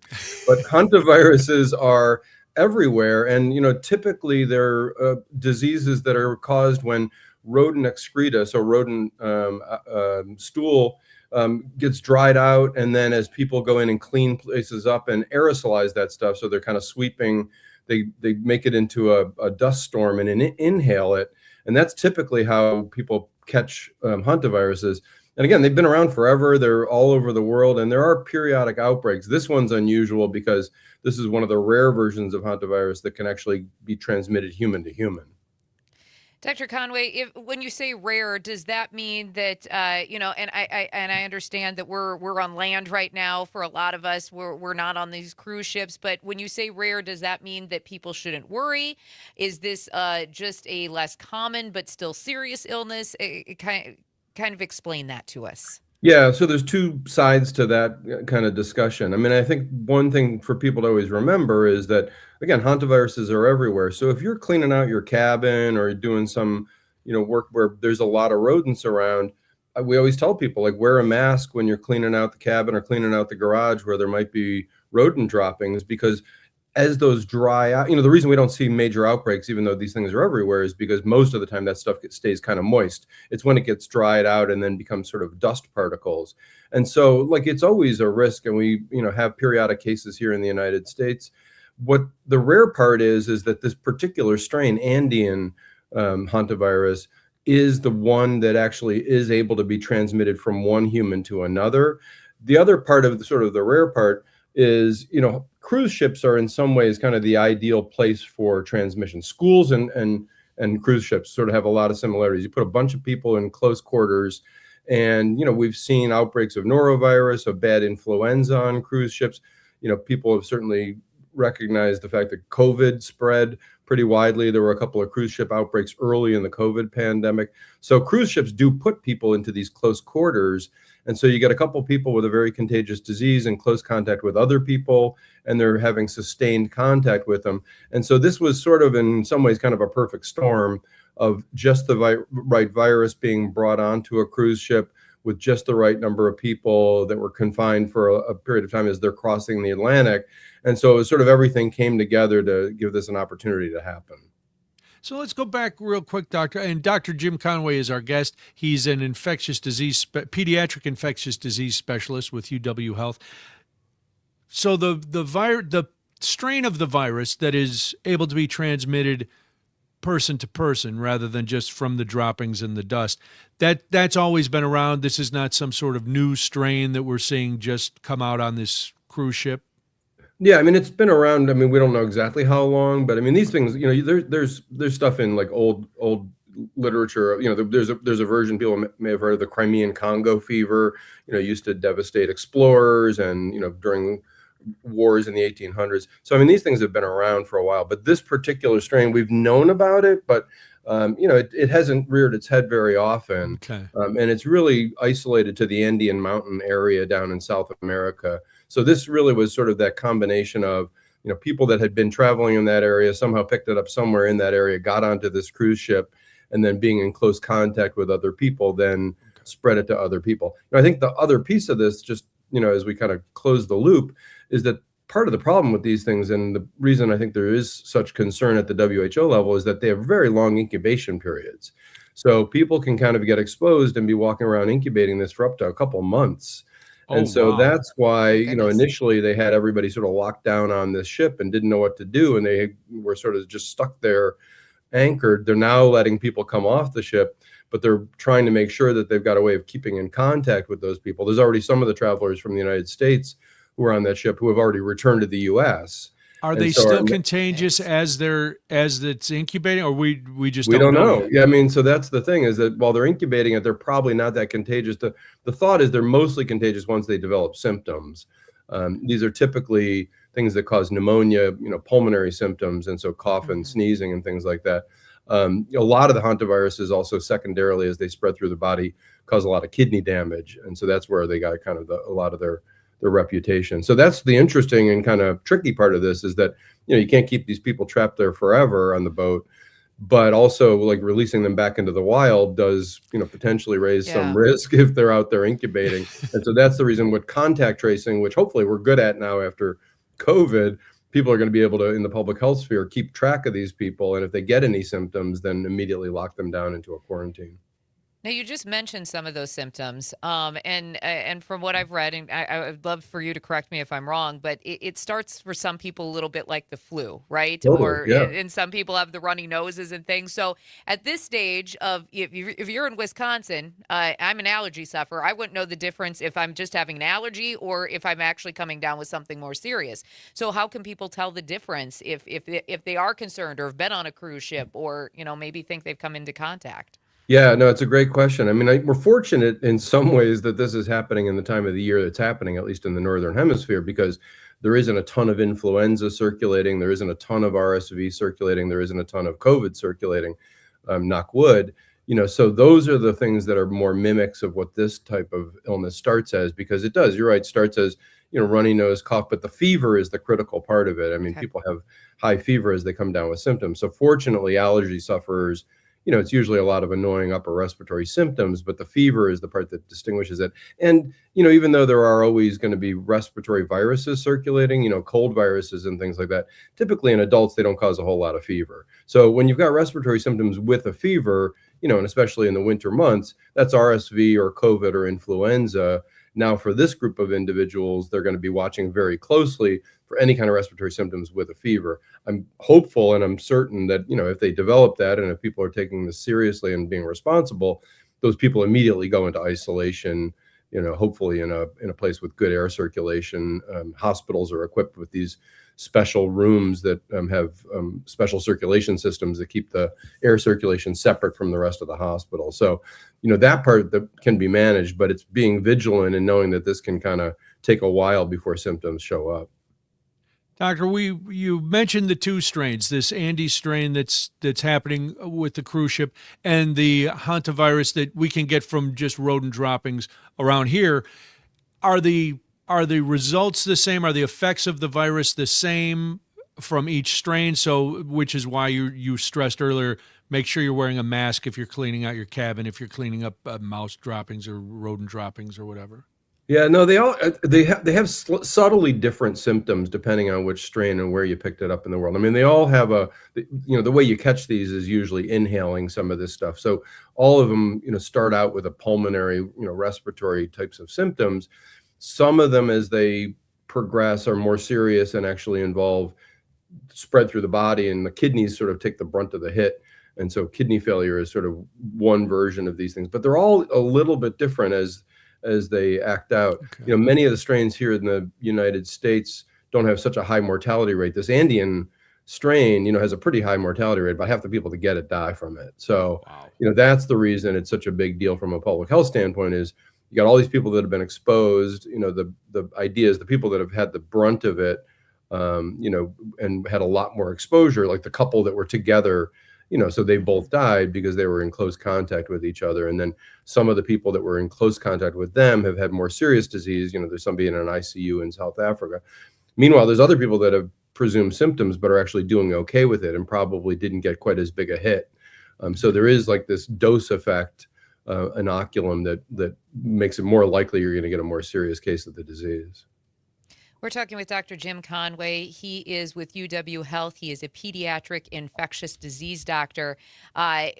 When we're talking about the hantavirus and all of these multiple countries that are now involved, how coordinated does that global response to something like this get, and what role does the U.S. play in this? That's a great question, Jamie.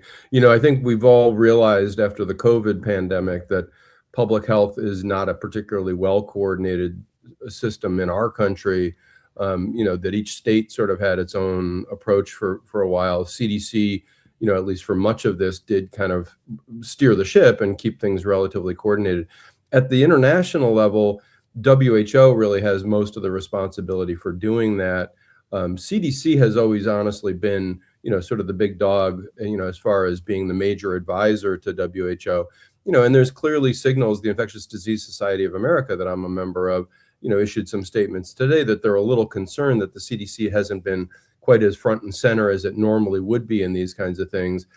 WHO, to their credit, I think, sort of knew, especially since the U.S. has withdrawn from WHO at some level, realized that they were going to be the major player in this. And so they've actually done a really very nice job so far of both being very vigilant about this, but also getting information out there. CDC's finally updated the websites overnight, and has finally got some information out there. But they've been a little slow, to be honest, in my opinion, in making this clear. And so, fortunately, mainstream media has actually picked it up and done a pretty good job of getting the word out there. But normally by now we would have had a lot more statements and publicity from CDC directly, sort of giving people a clear message about this. Again, WHO's done a very nice job for most of the world in kind of coordinating this. And I do, as I've read about it, I'm not directly involved in it, but it does seem that the cruise ship operator has also been very responsible about this and has not tried to pull any fast ones about this, that they've been very careful. They've had some of the crew have gotten sick as well. And so they've also taken it very seriously. But it is a little bit of a challenge and certainly an eye-opening thing every time one of these happens, when we realize how fragmented public health is around the world still to this day. Doctor, but we've got about a minute left before we let you go, and not to sound hysterical and definitely not to cause any panic, but you talked about some of the people in the U.S. who were on the ship, who are in their incubation periods, being let, in your words, out into the wild. Do we need to start worrying about a possible pandemic again if people are getting off the boat and they're incubated, and we are relying on that contact tracing that may or may not be as good as we hope? Should we start to be concerned? Yeah, I don't think I would put this into that category at this point. I mean, this has to be a really concerted time in contact. So it's not something like COVID or flu where more casual contact, coughing and sneezing. You really have to be in sustained contact with people to have this spread. So at this point, the way the virus acts, I wouldn't call this a pandemic risk, but you always worry as these things get reintroduced or introduced into new areas. What might happen. Well, Dr. Conway, we appreciate your time today. Thanks for being here. It is Daybreak. All right, we're clear. Thanks, Dr. Thank Conway. you. That was great. Fantastic. Thank you Yeah, so you guys much for asked your awesome time. questions. I wish more of the mainstream media would be as smart and educated as you guys Listen, are. we try to do our research. We don't want to. Our only job is to ask the questions. You got to have the answers. So Yeah, That's right. but it's all about You the were quality of awesome. the questions. I mean, honestly, one of the things that those of us that do a lot of media stuff talk about is that we often answer the question that should have been asked, not the question that was asked. yes. Yeah. And fortunately, you guys asked the right questions that I didn't have to Oh. do that. Well, good. Thank Well, you. thank you. We appreciate that. that. Yeah, that's great feedback. And Frank, have a great take rest notes. of your We day. did well. 2 gold stars. Thanks, Thank guys. you. Anytime. Thank you so Bye, much. doctor. See you, doctor. It's great. Now we get a sucker at the end of the visit.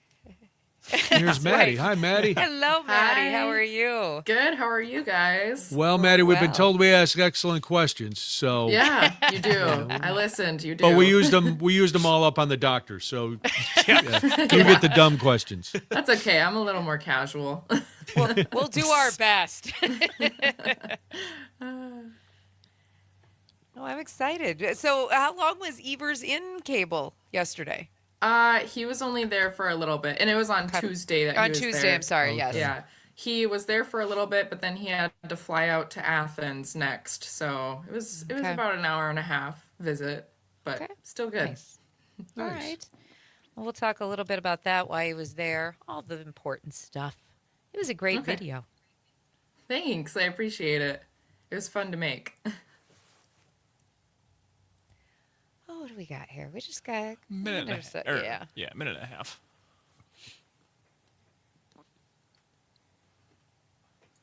You'll all be happy to know that my grocery order is being shopped right now. So the kid can eat while you're gone. That's right. I still have to go home and cook him some stuff What day is it you're flying out? tomorrow. Oof. Yeah, I've got to cook him and the dog their food while I'm gone. Let the dog fend for itself. Oh my gosh. She'd go through the garbages and stuff. She will seriously eat anything. She a goat. Yes. She was eating wax paper the other day. Oh, what? I was like, Dogs are "No." not bright. It had something on it. She didn't care. Yeah, oh, of Like course. yeah. It was from my salad or something. Had been over the top of my grilled peach and blackberry chicken salad, and she was like, "Ooh, chicken, can't resist." Yeah. My dog knows the sound of a bag of cheese. Yes. Yeah. Oh, yeah. Yes. Anytime I'm in the kitchen, they're both there. Yeah. What do you got? What do you got? Nothing. right. This is coffee. You don't get coffee. You can't have this. I got about 10 seconds here.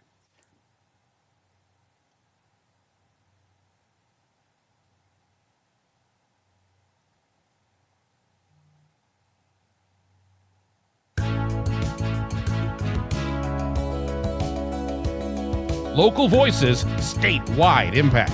It's Daybreak with Brian and Jamie. Thank you so much for joining us this morning. It is 7:52 right now. You're listening to the Civic Media Network. My name is Jamie Martinson. And good morning, I'm Brian Noonan. You may not know this, but this is National Travel and Tourism Week. Everybody in Wisconsin knows how much tourism adds to the state's economy. Well, the governor is traveling all across Wisconsin to highlight the importance of tourism, and on Tuesday, the governor's tour took him to Cable Natural History Museum. Civic Media's reporter for WBZH and WHSM, Maddie Schaefer, joins us now. She was there. She saw the governor. Welcome, Maddie. We're glad you're here. Very Hi, exciting. So give us a little background on the Cable History Museum and what the governor was doing up there. Yeah, so the Cable Natural History Museum is a great place. I've actually known it for a while, but it was nice to be back. They are a little museum tucked away in Cable, Wisconsin. They're the only accredited museum in the North Woods, pretty much. Oh, wow. Yeah, and they get about 10,000 visitors a year. So, they're a big part of what brings tourism to this area. And this year they were doing a very cool wetlands exhibit. So they change their exhibits every once in a while, to teach children about wildlife and all of the good things around the Northwoods here. And yeah, it was a lot of fun. Maddie, for people who haven't maybe been to that part of Wisconsin, maybe not familiar with it, what makes Cable such, besides the Natural History Museum, what other things in the area make Cable such a good draw for tourists? Why do they love to come to the area? Yeah, I mean, I would say restaurants is a big thing, but they do a lot of fun activities. I know the Cable Chamber works hard there to put on a lot of events. They do like a fall festival that people love. Yeah, it's a small town, but it brings a lot of people, and tourism is really what makes a small town like that thrive. I mean, they're also a part of the American Birkebeiner, with the trails close by in Sealy. So I know that's a huge part for them too, along with Hayward. But yeah. Maggie Schaefer is our guest. She is Civic Media's reporter in Hayward and the North Woods. So we talk a lot about how important tourism is, Maggie. Maddie, sorry. What are the numbers coming out of the DNR about, and the Wisconsin Department of Tourism rather? How much of an impact does tourism have here in Wisconsin? I can't think of an exact number, but it's huge for northern Wisconsin right now. How about 25.8 billion? Yes, That was yes. I've just pulled that from your story. I'm not trying to one up you. Yes, absolutely. Yeah, I forgot I put it in there. Sorry, it's been a long week. See but that? yeah, yes, it's huge for this area. I mean, and we in northern Wisconsin contributes to a lot of that Yes. for Wisconsin as a state at whole. But yeah, it's huge for this area, but it's also huge for Wisconsin economy in general. And like I said, it's what makes the state and northern Wisconsin thrive. Maddie Schaefer is our guest. She is Civic Media's reporter for WBZH and WHSM in the Northwoods, as we like to call it. Now, when the governor was in Cable and he was visiting the museum, did he lay out any specific plans, anything that he talked about specifically that would help tourism in the area grow even more, Maddie? Yeah, we asked him a little bit, but he kind of just highlighted, what he's done so far, and how since he's came into office, he's been very much pushing for tourism efforts in the state, and a lot of his plans to, keep it running for everybody. But yeah, he, just talked a lot about, how great the Cable area is doing for their efforts in tourism and how it draws so many people each year. And what they're doing is amazing work. It's a great place to visit, and it's doing great things. So the governor wasn't done, right? You said he stayed in Cable for about an hour and a half. He was continuing his tour. Where was he off to next? He was going to Athens. So he was there for about an hour and a half and then got on a plane and flew there. It was a busy day for him. Wow. Any idea where he was going in Athens? I can't remember where he was going, but it was Northwoods internet they were broke up a highlighting. little bit. Sorry about that. That's all No, right. It's you're not good. your fault. You're good. So obviously, as we talk about the Northwoods, for people listening in other parts of the state this morning, outdoor recreation is a huge focus. What as the weather gets nicer, right? What kind of activities are people going to be experiencing, or what can they do? Since I know you're so familiar with the area, Maddie, what are some things that people could do this summer to help boost that tourism industry in the area? Yeah. So first thing is that, trails are starting to open up. So people are biking, people are getting on the ATV and UTVs out here. A huge one is fishing. Fishing has a huge impact to our state's economy, but also, funding the DNR and what they do.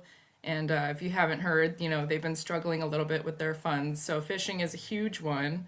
Getting on a boat, doing other activities like skiing and, wakeboarding, that's a big one. But yeah, it's everybody's getting a little excited up here now that it's starting to warm up a little bit. Good deal. Well, it's always great to talk to you, Maddie, and we'll try to send more people up there with their full wallets to leave their money in the North Woods. Maddie Schaefer is Civic Media's reporter in Hayward. You can read her work at civicmedia.us, and you can always listen to her if you are listening to WBZH or WHSM. Maddie, always a pleasure. Thanks. Thank you. Take care. Yeah, it just again, one more thing. It's 114.4 million visits from tourists last year in Wisconsin. Yeah. So Crazy. this is a huge deal, and I'm glad the governor is jetting around, spending some time in places that aren't usually in the spotlight. Yeah. In the state, so we get them out there. When we come back, oh my goodness, it's more SU Need to Know. If you're listening on WMDX, we will talk to you later, but you can always jump over to our YouTube or Facebook streams or listen on the Civic Media app. We will talk to you. It's Daybreak. This is the Civic Media Network.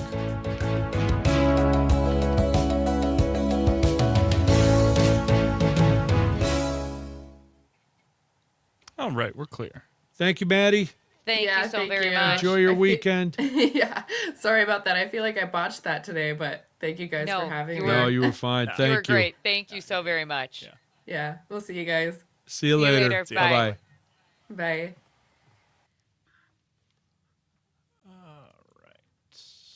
Read your own story.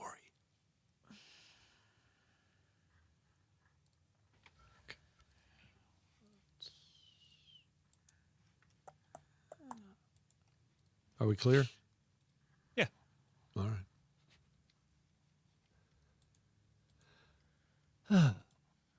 I forgot to put the description into the podcast.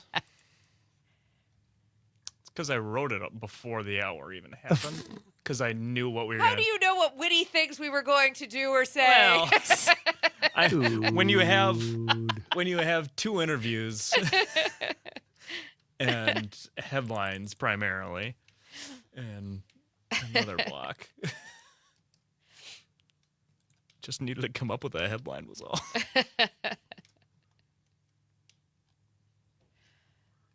Yeah. We have to tell our reporters, you wrote it, know it.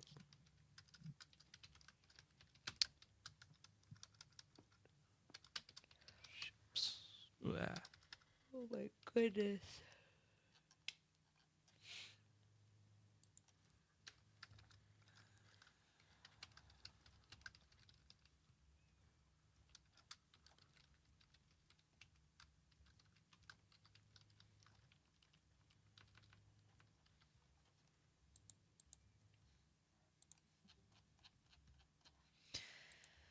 Oh.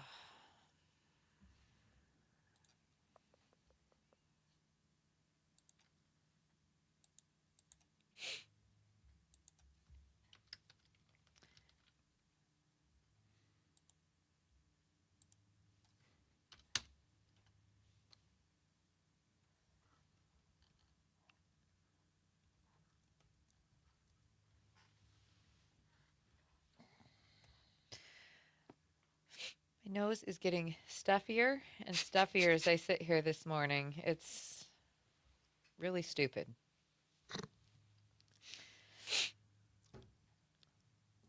Last night we went to dinner and we had to go get Corey needed shoes, and so we were driving, and I was looking around and was watching all the things float off trees in the breeze, and I was watching all of the trees like Yep. all the leaves come out onto the trees, and all I could, and he looked at me and he goes, "Are you good?" Because I was sneezing and I was stuffy, and I was like, "Look around you. No, I'm not good." No, and they're saying the tree pollen is It's really, so really bad. bad everywhere. It's so bad right now. I don't even need anybody to tell me that. No, just in the last few days, mine has kicked Oh. into overdrive. I was getting my hair cut yesterday. Casper's partner, Ashley, cuts my hair. And she looked at me and she goes, "Are you okay?" Because I just had like tears running down my face. And I was like, "It's not anything you're doing." I said, "It's all allergies." And she's like, "I am so sorry." I was like, it's not you. Don't be sorry. You didn't have anything to do with it. It's not you, it's me. It's It's not In you, this it's case- pollen. In this case, it's actually not you, it's me. I was like, I am a mess. I hate this time of year.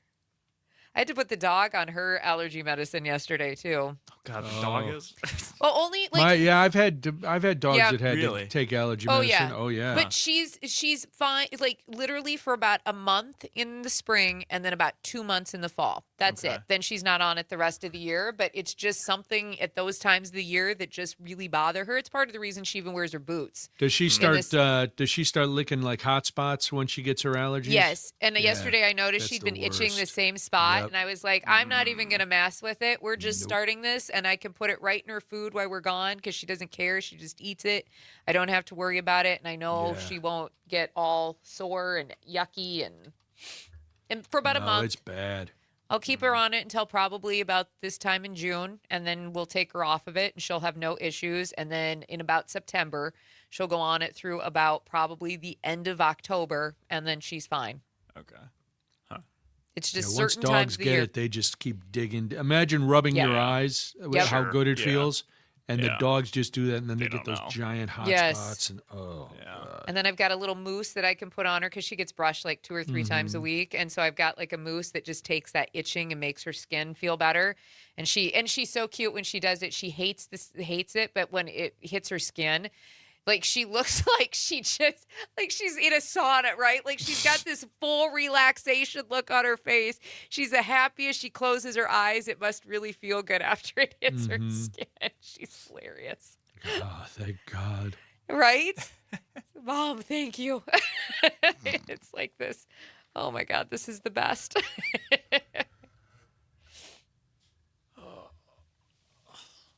It cracks me up.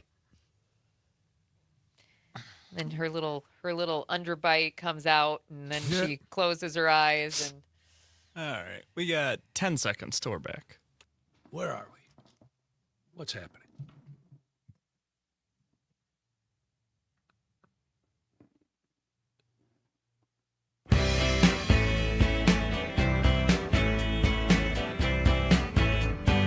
From Lake Superior to Lake Michigan, this is Wisconsin's Morning Conversation. Daybreak with Brian and Jamie. thank you so much for joining us on this Friday morning. Some sunshine in Madison and hopefully some sunshine where you're at. I think it was supposed to be mostly sunny across the state. Yes. And Yes. some nicer temperatures than yesterday, just a titch warmer. Not nearly the spring-like weather we've seen, but, hey, no rain. We need that. So we'll take what we can get, Brian. Well, yeah, unless like we talked about the other day, you're in the north or the south part of the Yeah. states. If you're in the center, if you're in the meat of the state, going east to west, very, very wet. Everywhere else, not so much. Yeah. But yeah, well, it's going to be a nice weekend. Get out there, enjoy it. Treat your mom nice or treat yourself nice. Whatever you got to do. But before you do any of that, there is some you need to know. It's a wake-up call in more ways than one. Time for some you need to know. Yeah, man, there is some stuff you need to know. You need to know that the U.S. Trade Court yesterday ruled against President Trump's latest 10% global tariffs, finding across-the-board tariffs were not justified under a 1970s trade law. The U.S. Court of International Trade ruled in favor of small businesses that challenged the tariffs, which took effect on February 24th. The ruling was 2-1, with one judge saying it was premature to grant victory to the small business plaintiffs. The small businesses had argued the new tariffs were an attempt to sidestep a landmark U.S. Supreme Court decision that struck down the Republican president's 2025 tariffs imposed under the International Emergency Economic Powers Act. In his February order, Trump invoked Section 122 of the Trade Act of 1974, which allows for duties for up to 150 days to correct serious, quote, balance of payment deficits or head off an imminent depreciation of the dollar. Thursday's court ruling found the law was not an appropriate step for the kinds of trade deficits that Trump cited in his February order. That does not surprise me. He doesn't do a lot of research. He just acts out of whatever strikes his fancy that day.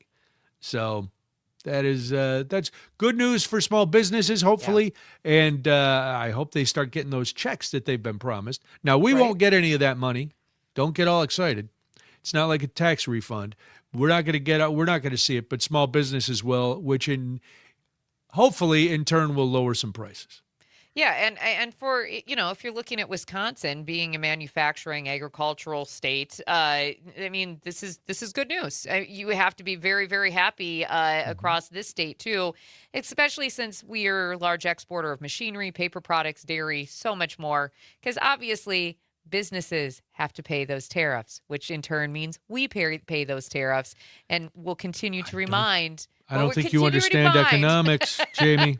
Other countries pay those tariffs. That's what I've been taught. That's right. In my cut rate economics class at Trump University.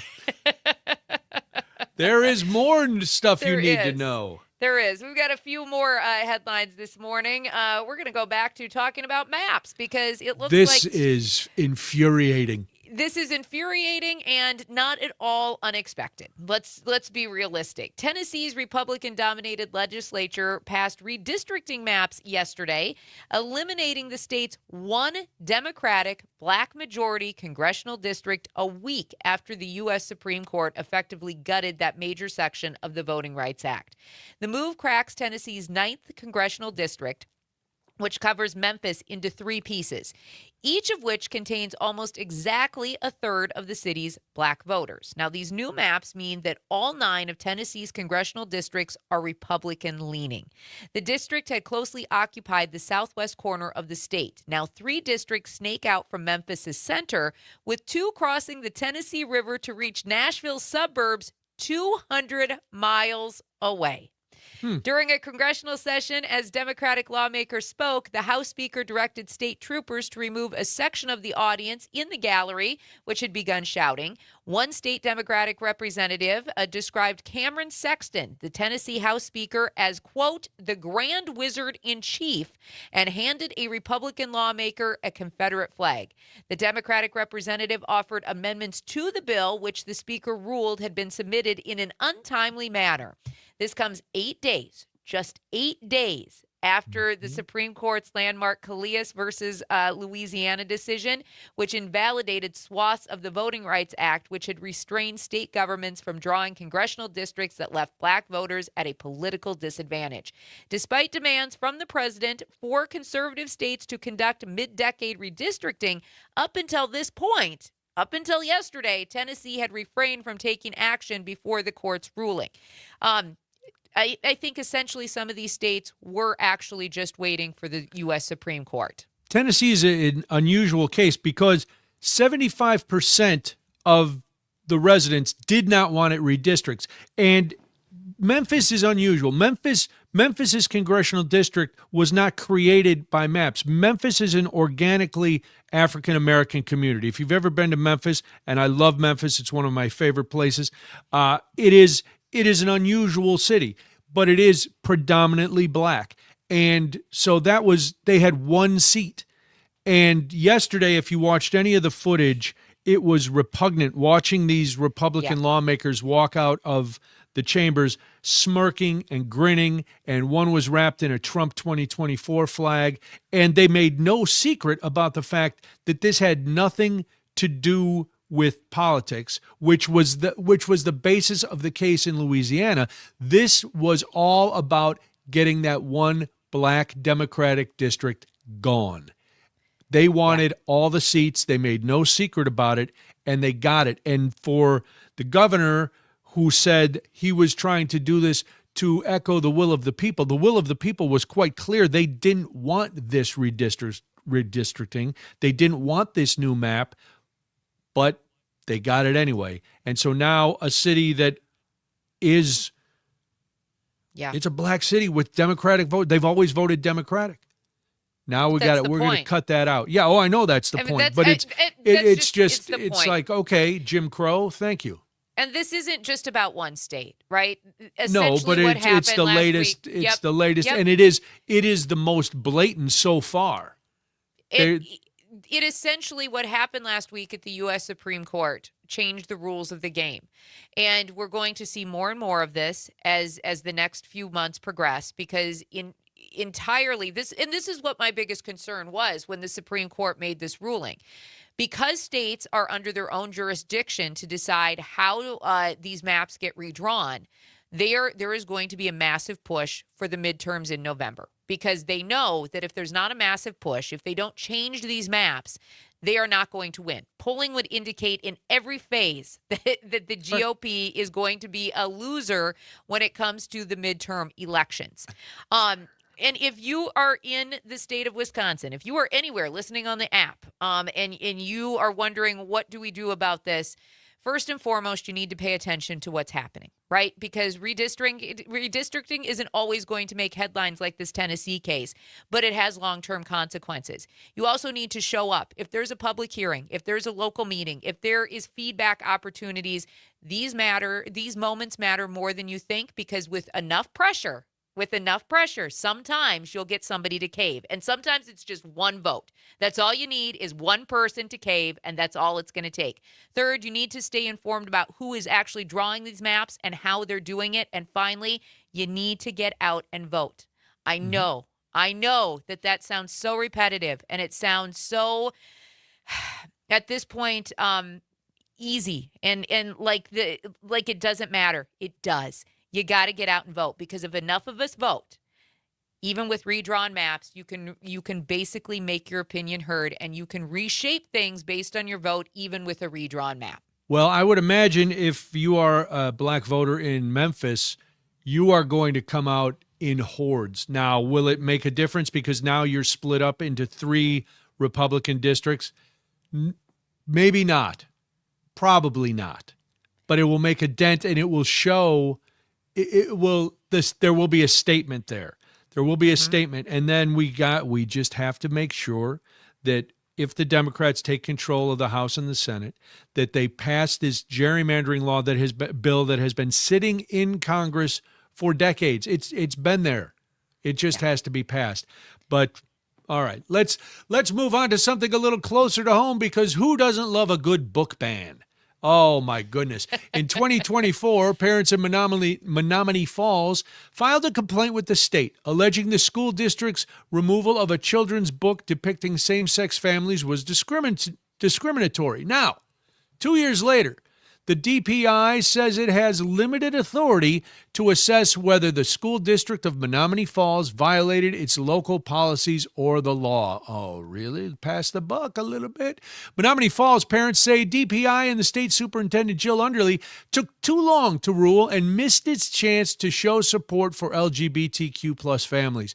Chris Bucker, the spokesman for DPI, told WPR that Wisconsin is a local control state, so DPI is generally not allowed to overturn a district's decision to remove a specific book from its collection. He said, "Our role is to assess whether legal requirements and local policies were followed in a given situation." In October 2023, the district pulled 33 books from the shelves after deeming them too, quote, sexually explicit. Here's one of the books. Jamie, you can let me know if you think this is sexually explicit. Okay. It's called Love Makes a Family. It's by Sophie Beer. It is a picture book that was described on Amazon and is an exuberant, broad book. It says whether a child has 2 moms, 2 dads, 1 parent, or one of each, this simple preschool read aloud demonstrates that what's most important in each family's life is the love of the family members. I'm horrifying. I'm failing to see what's wrong with the book. Well, maybe I didn't read the description clear enough. Okay. All right. Whether a child has 2 moms or 2 dads. Oh, is that the problem? Is that 2 moms or 2 dads is that not must be Christian the problem. and biblical. Gotcha. I'm looking at the book right now. Like I looked at it yesterday. Very nice. It's a very lovely book. This is a tapestry of color and fun, and it's not a how-to be in a same-sex marriage. It's a beautiful book. It's about, hey, your family. If no matter who you are, or what kind of family you have, but why should we tell kids that there's different families? Why should we open kids' views up to, hey, Parker has 2 mommies and Brian has 2 daddies and Jamie just has a mommy, and Frank was raised by wolves and is fueled by hate. But so everybody's family is different. But if you love your family, that's what's important. I mean, let's be clear. Every family in this country in 2026 looks different, right? They really, truly do. Yeah, go to Walmart. Everybody's family looks different. There is no right or wrong in how. I mean, there obviously there's things. I think DPI you know I think DPI passed the buck here. They could have said something. They could have said something within 2 years. And, even if they couldn't change it, they could have made a statement, because you have people from the LGBTQ plus community in your schools, in your communities. Their children are being educated under your system. They deserve at least a statement that while we don't agree with any books being banned, we have to defer to the district. So if you have issues, we urge you to speak to your superintendent or the school board. That would have been the right thing for DPI to do. They did not do that. They fell flat, and we're calling them out. Hey, we don't want any fibs coming around here trying to collect signatures for people who are running for office. That goes for you Minnesotans too, and Iowans. We don't even count you. We're going to talk about that next on Daybreak. This is the Civic Media Network.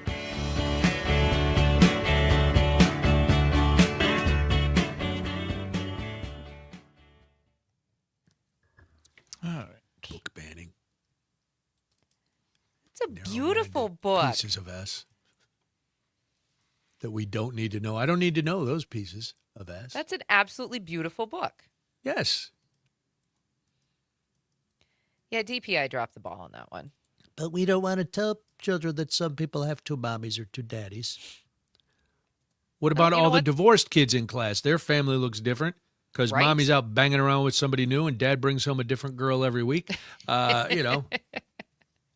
that's just it. Right. But yes. But if they're not part of the LGBTQ community, or they're not black or brown, then it's fine. I mean, let's be realistic. Let's actually say we're what everybody's thinking, right? Like, it's. Well, I'll tell you. Yeah. Well, it's another. We're doing this for the people, for the children. Because if you argue that everything's for the children, how do I argue? Are you against the children? Right. No, I'm against children being raised ignorantly because their parents are afraid of ideas. That's what I'm against. Well, and you don't have to see. Here's the thing: when we make that argument, you don't have to agree with everything. That's just because I say you shouldn't ban this book doesn't mean I expect you to agree that same-sex marriage is right or it's for you or what. I don't. That's fine. But when you police ideas and you shut down ideas, that's where the trouble comes in. That's how we end up with MAGA. That's how we end up with the Klan. That's how we end up with white Christian nationalists or any group like that, any extremist group, because you can't accept other ideas. Doesn't mean you have to agree with them or support them, but you don't have to work actively against them. It's also why you end up with a whole subsect of the country who grows up continuing to hate all of the same things, and why a lot of them never actually leave their area or have open minds, or. And then if they find out one of their friends is gay, then they're puzzled. They're like, wait. Right. We got about 10 seconds. They're not evil.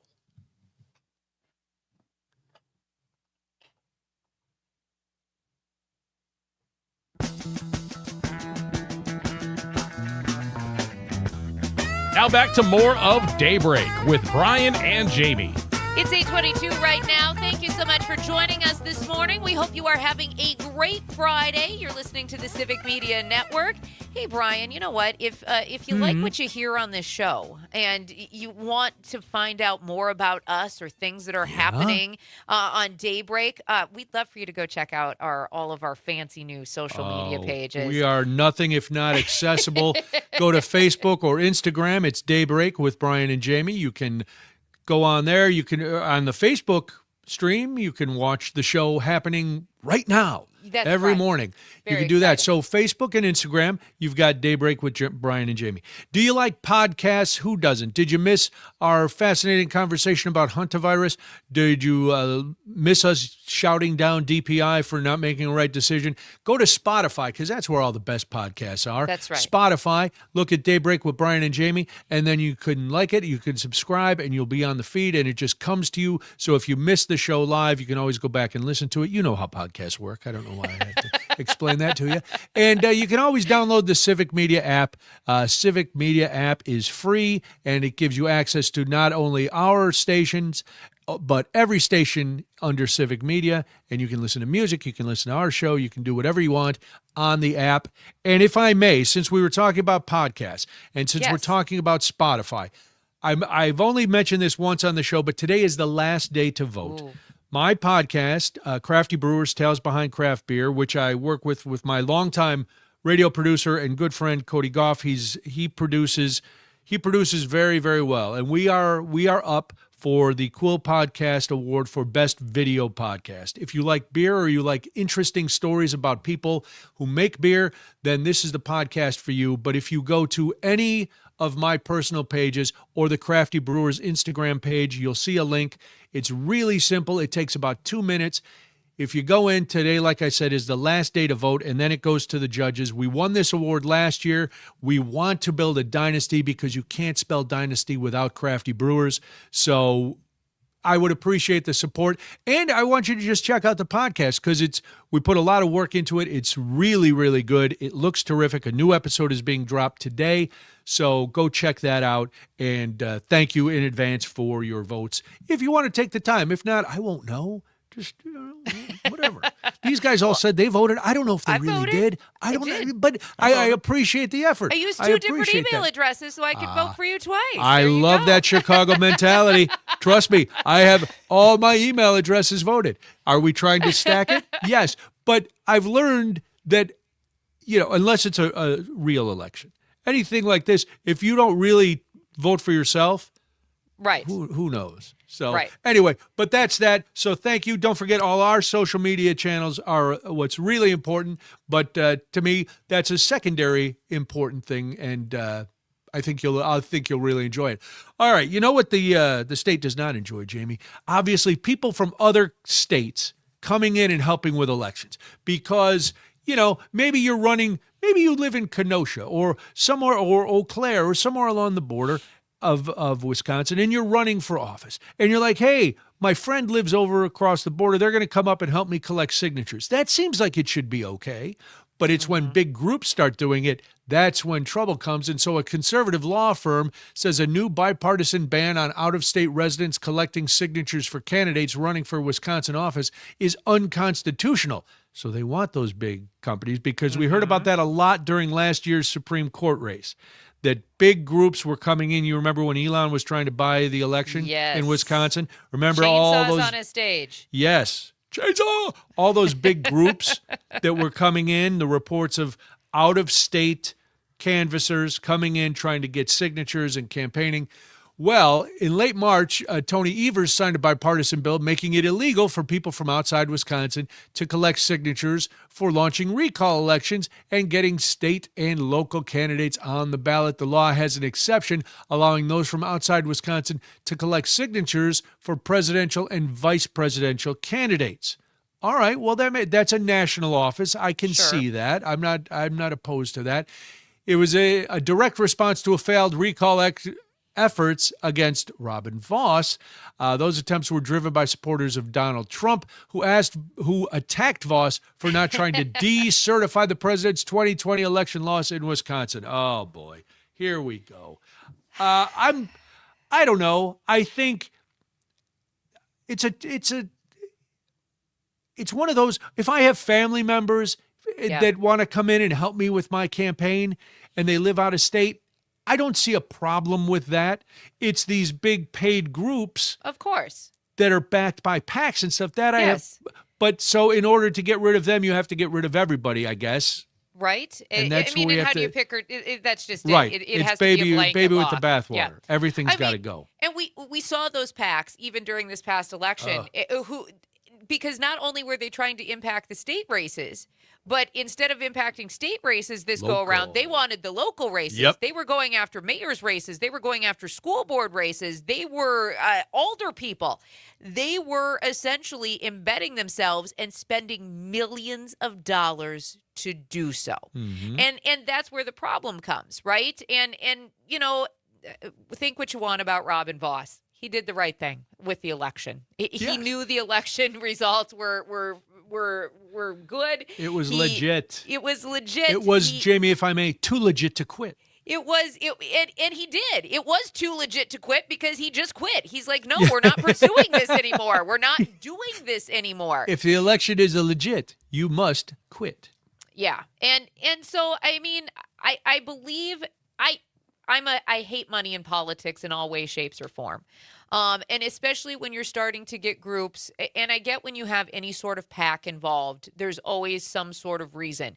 But if you're coming in from an out of state just to disrupt an election, that is unfair to the voters of that state who should be given the opportunity to make up their own minds and not be bombarded with postcards or robocalls or whatever it might be. Exactly. All right, we're going to take a break for news. When we come back, the director of Horse Sense, which is a very cool organization, is going to tell us all about their organization, an upcoming fundraiser, and a new campaign. A lot going on. I'm Brian Noonan. This is Daybreak. I'm Jamie Martinson. It is 8:29 right now. Happy Friday. You are listening to the Civic Media Network. I'll be back. I have to run to the bathroom as well. I will be fast. Oh, geez. All I right. know, we're just leaving you here. Do you want me to talk to Sam real quickly? Oh yeah. Hello. Good morning, Sam. How are you?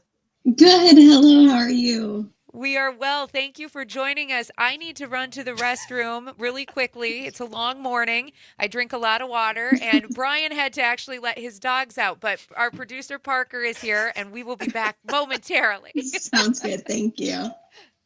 Sam, they always do this to me. Right around this time of the show, they say, all right, you entertain the live stream for a bit. It's all good. It's all good. How are you today? I'm doing good. Doing good. How about yourself? Oh, yeah, sorry. Yep. All right, sorry. What was that? I said I'm doing good. How are you? I'm doing well. And it has been a good morning so far. Do you guys have a Horse Sense? Do you guys have an office? Where are you guys at? So I'm actually working from home right now. We do technically have an office, but I'm usually not there on Fridays. So Okay. Yeah, fair. If I could skip going in on Fridays, I would love that. Yep. This is kind of my big to-do for the day. So Got to start your day right. That's fine. exactly. Awesome. Where is the Horse Sense office? Is it in Madison? Or... No, so we're in La Crosse. Oh, cool. Okay. Yeah. Yep. Awesome. Now that you say that, I think I remember that because I believe we had someone from, I don't remember if it was you or if it was someone else, but we had somebody on our show. Ashley. Okay. Yes. She was on a show previously. So I vaguely remember that. Yeah. Yep. We're over in La Crosse, kind of towards Coon Valley-ish. Okay. Very nice. Cool. And how long have you been with Horse Sense? So I have been with Horse Sense since 2017 when I started as a volunteer, but then I became staff in 2020. Okay, nice. 3 years of volunteering. Yep. How much change was it then for you, like when you got into being a staffer? How much of a different role was that? Because I imagine in 3 years of volunteering, you've actually done quite a bit of stuff. I did.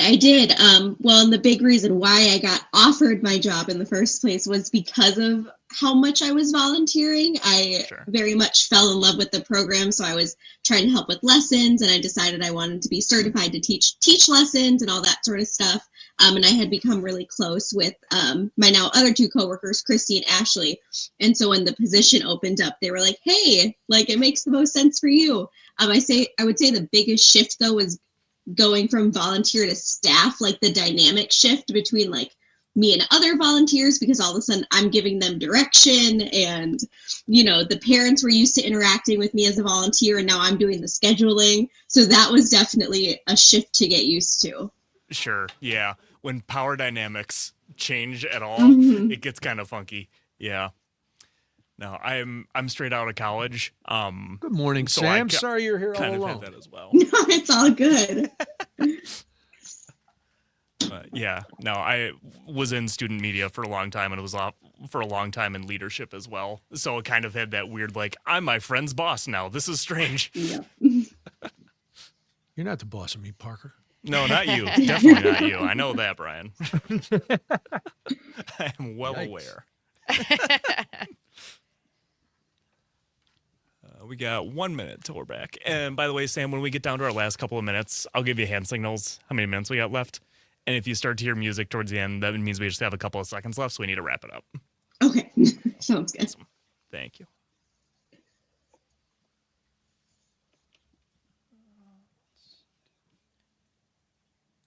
All right. Well, thanks for being here, Sam. Yeah, thank you for having me. I had never heard of horse sense. It sounds really cool. It's a very niche thing. I hadn't heard of it until I needed volunteer hours. So. There you go. All right. We've got about 15 seconds till we're back here.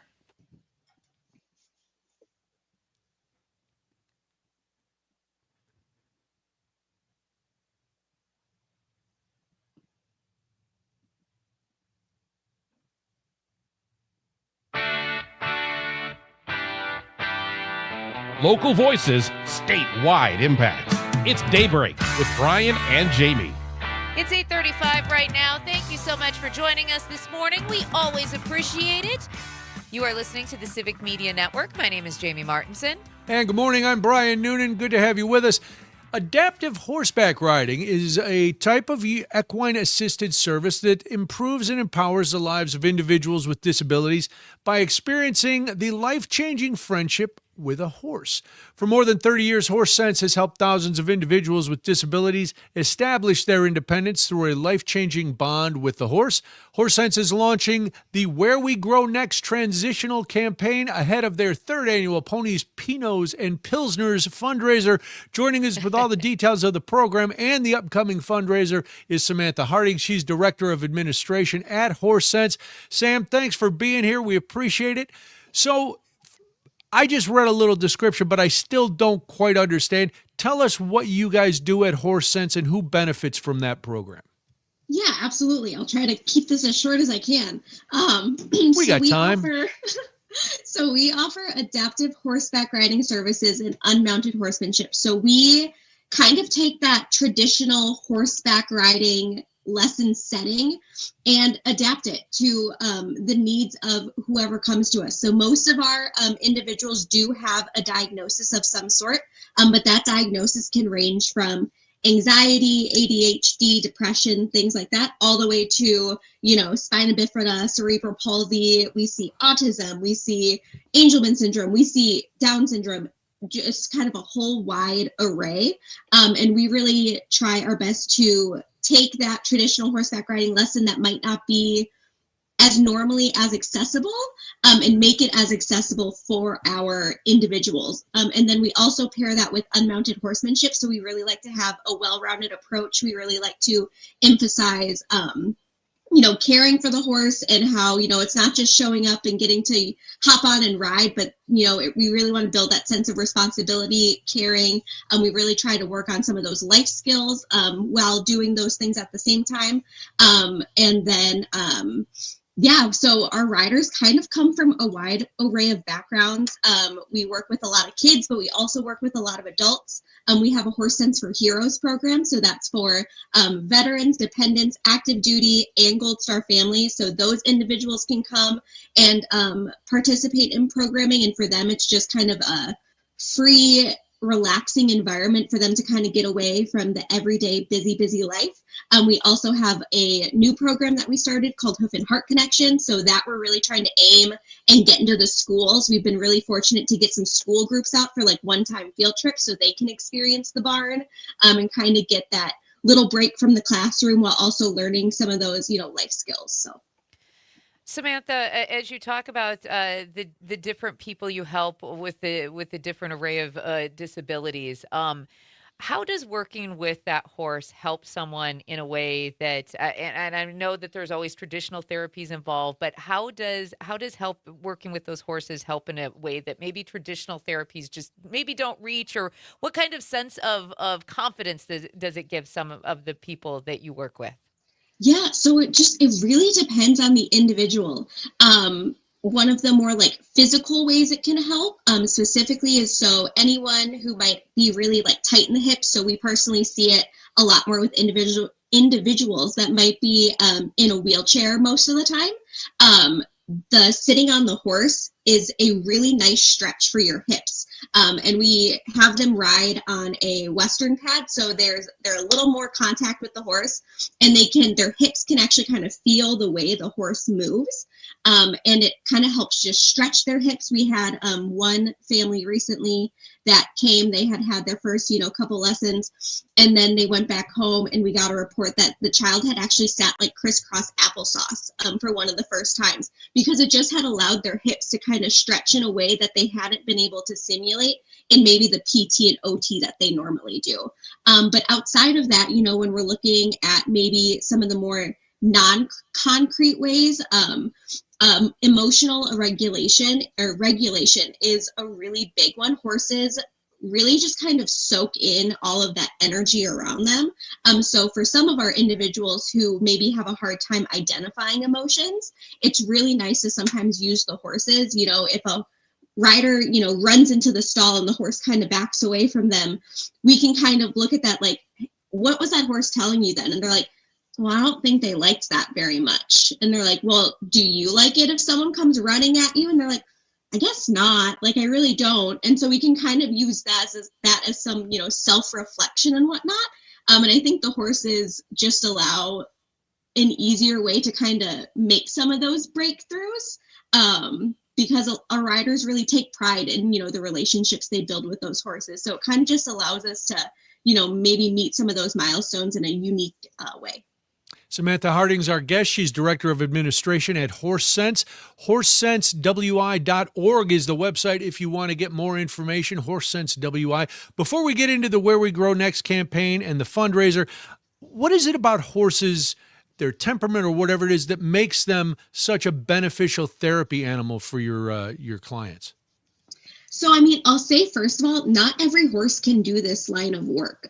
We go through a very rigorous process when finding horses for our program, because there are horses that aren't going to be happy doing this line of work. We really need horses that are, cool and, okay with a lot going on. Obviously, all of our horses have their own personalities and everything like that. But we really want to make sure that they're happy doing it in the first place. But when you find those, kind of special horses that really make it work, those connections they're able to build with their riders, I feel like a lot of ours can just really read the room per se. I've seen our horses, individual comes in and they're terrified. They are crying. They don't want to touch the horse. Like, they are just absolutely petrified. And I have seen one of our horses stand pretty much like a statue for nearly 45 minutes because they can just tell, like, this person needs me to stand still and just stay here. And they have just stood there. And then by the end of the lesson, the individuals, petting or grooming the horse and, have built that confidence. And so I think the ones that kind of make it in this line of work are just really in tune with what's going on around them. And they're able to kind of help in that way. And it really allows that breakthrough to happen. Horses are absolutely amazing. It can be in that respect. But let's talk a little bit about this campaign. And it is called the Where We Grow Next campaign. Explain to us what this is and what you are really hoping to have happen for HorseSense and how you guys want to grow. Yeah, absolutely. So for the last 12 years, we have been extremely fortunate to call the beautiful property that we are currently located on home. However, things change, and the individuals that we've been leasing the property from, it's no longer a financial option for them to have the property.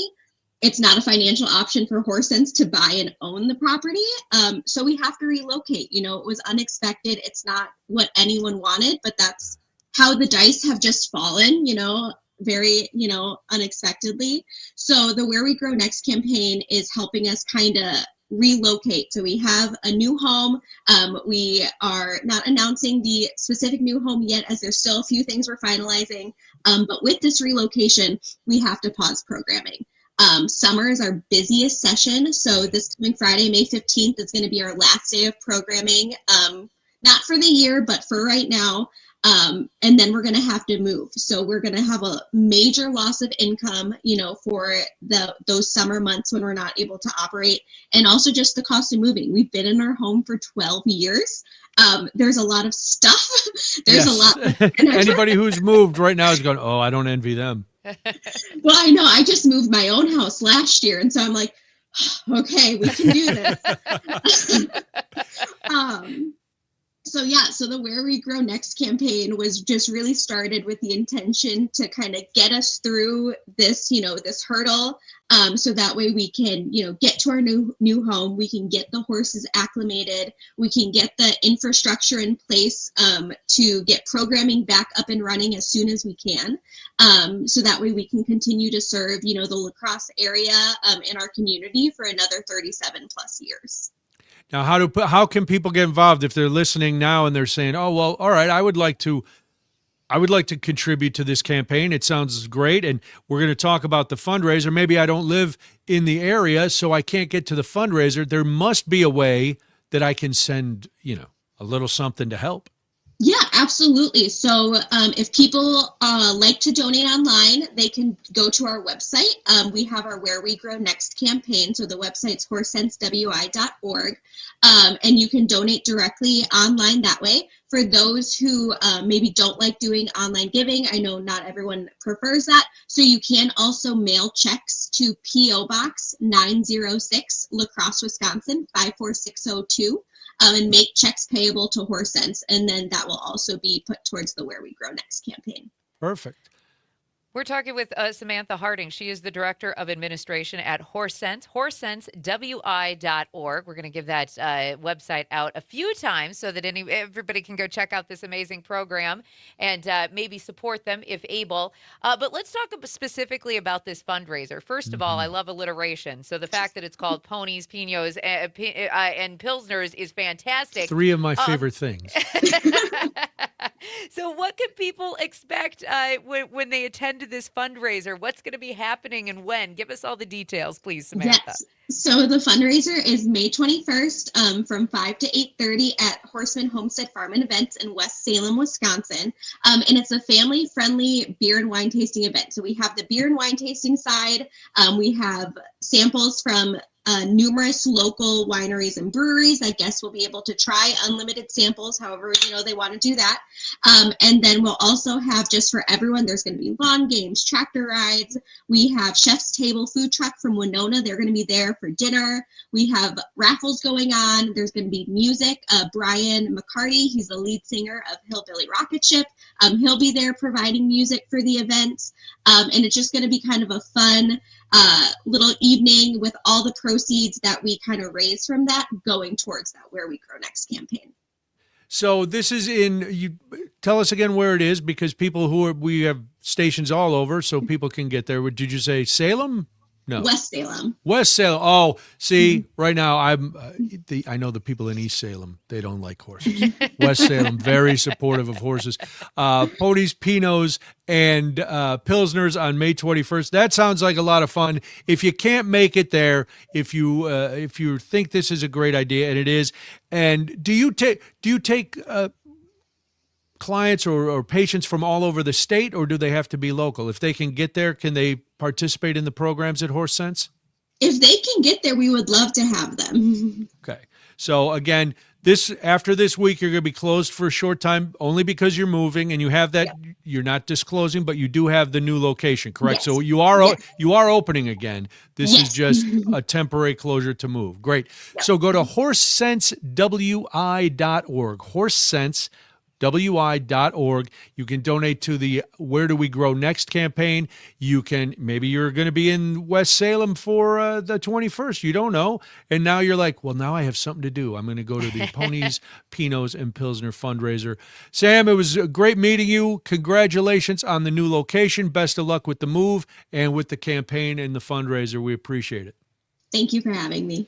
All right, that's Samantha Harding, Director of Administration at Horse Sense.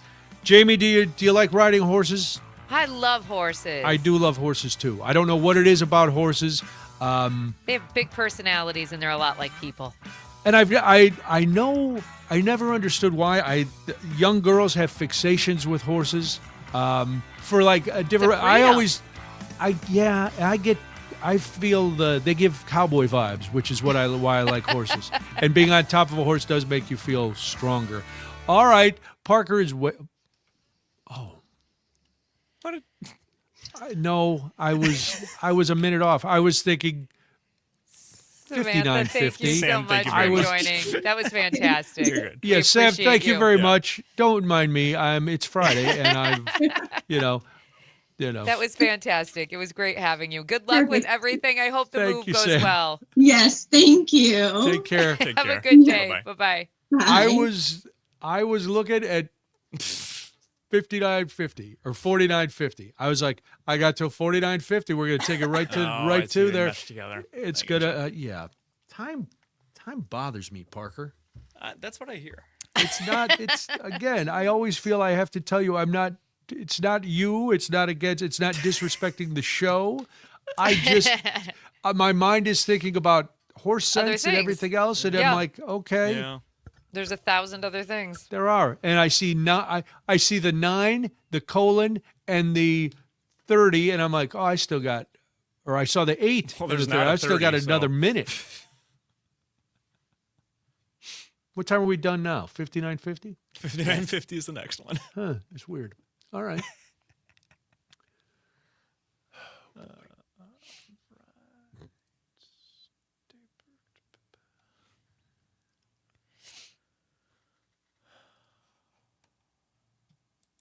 I don't know. It's Friday.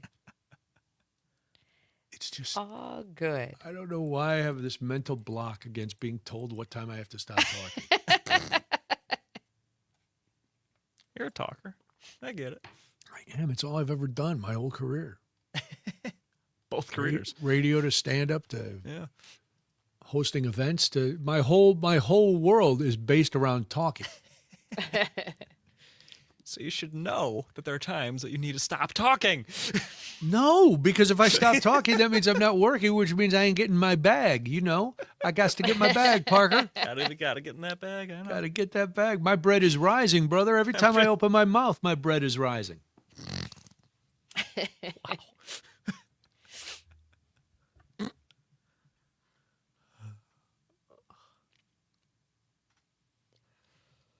$59.50.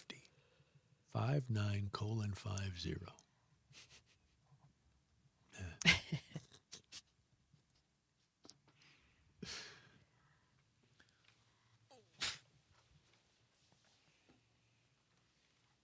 have to make myself a note here for Dairyland Diaries because I'm going to mispronounce the word and then I'm going to seem stupid. Coob. Oh, Coob. Yep. Coob. Do you want to do the flag football instead? No. That's girls' flag football. No, I've got it. I just wanted I know. to make I wasn't saying because I didn't think you could once do it. I say it once, I'll be fine. It's just I'm going to, how it is. You're going into a store, you start reading, and all Jamie, I don't know what you like, mean. I'm never confused by anything. Couple of seconds. I'm always on top of stuff.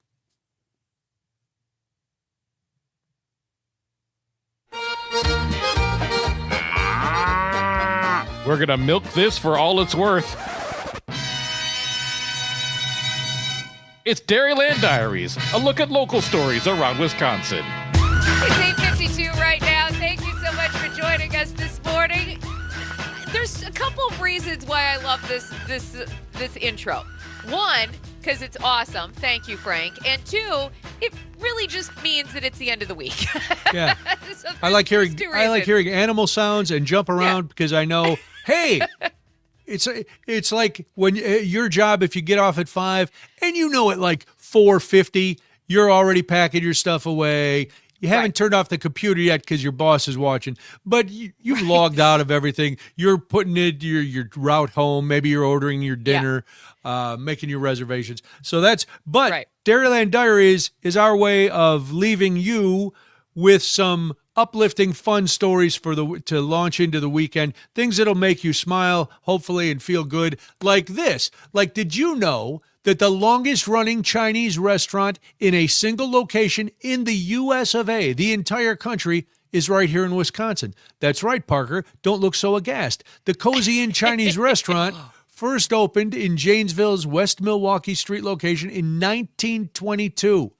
The restaurant has long been regarded as likely the second oldest Chinese restaurant in the country, only behind Pekin Noodle Parlor in Butte, Montana. But in April, the Noodle Parlor closed its doors, and now Cozy Inn Chinese restaurant is the longest running.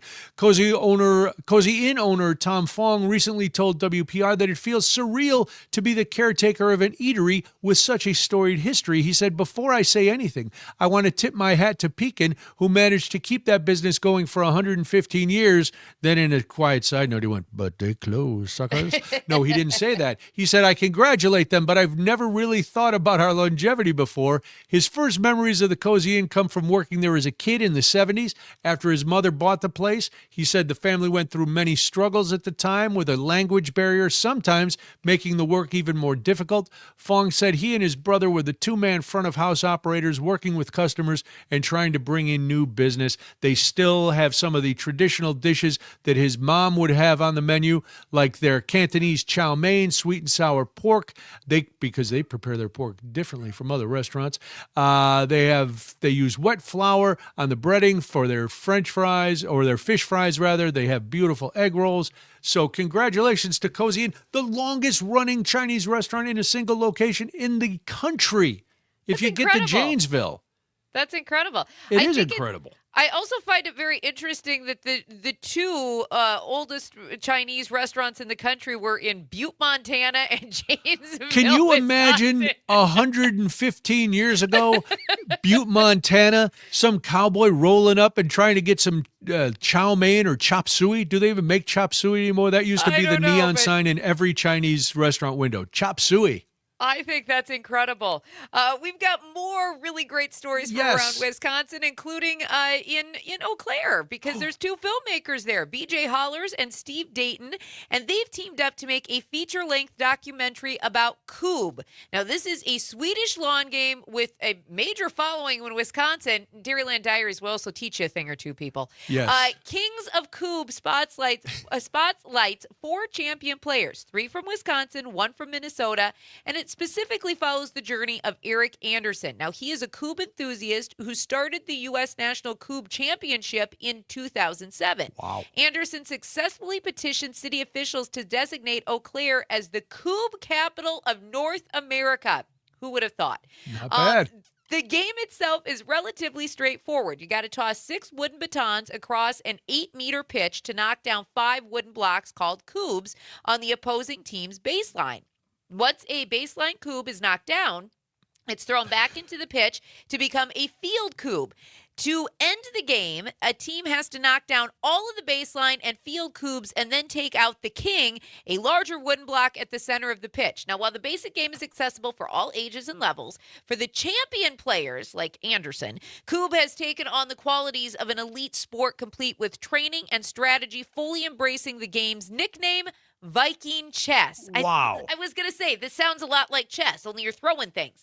Throughout the film, you're going to get a chance, if you have an opportunity to see it, to get a feel for the texture of the game. While filming, Dayton made sure to record plenty of audio of the signature clinking sound when the baton makes contact with the wooden Coob, which one player in the film likened to the satisfying crack of a baseball bat. Wow, that's amazing. Very cool stuff. That's like curling. It looks very easy, and but then this is a whole culture that I had heard of Coob once before, but I still didn't understand it. And now there's going to be a movie, so I might as well watch that. That's awesome. All right, let's wrap up Dairyland Diaries with a story close to Parker's heart because it includes the Green Bay Packers. 20 more Wisconsin high schools have gotten help from the Green Bay Packers in starting flag intramural or club-level girls flag football programs. The $5,000 per school grants are part of a continuing program by the team to help drive interest and participation in the sport as it grows at the grassroots level. The NFL itself has led the way in pushing expansion in recent years. In addition to the grants, each school has received a USA Football flag equipment starter kit and 20 protective headbands. The Packers said that in their announcement that they released on Tuesday. 4 high schools in the Milwaukee area are among those receiving grants in 2026. Fox Valley recipients are getting some too. That's Freedom, Green Bay East, Kimberly, Little Chute, and Neenah high schools, plus nearby Southern Door in Brussels. And around Madison, all 4 of the city's public high schools are included: East, La Follette, West, and Vel Phillips Memorial, as is Verona. Flag football originally conceived by U.S. soldiers for recreation during World War II, and upwards of 100 NAIA and NCAA universities have fielded women's teams in recent years. There's been a push within the NCAA to take the sport to the level at which it has a national championship. So good on the Packers, good on the ladies playing flag football, and good on us for making it through another week. This week has been long. Another week. Thank you for listening. Thank you for being part of the show this week. Jamie is not going to be here next week, but Frank Parker and I will be. Have a great weekend. Happy Mother's Day. I'm Brian Noonan. This is Daybreak. I'm Jamie Martinson. It is 8:59. Thank you so much for another week. You are listening to the Civic Media Network. Bye.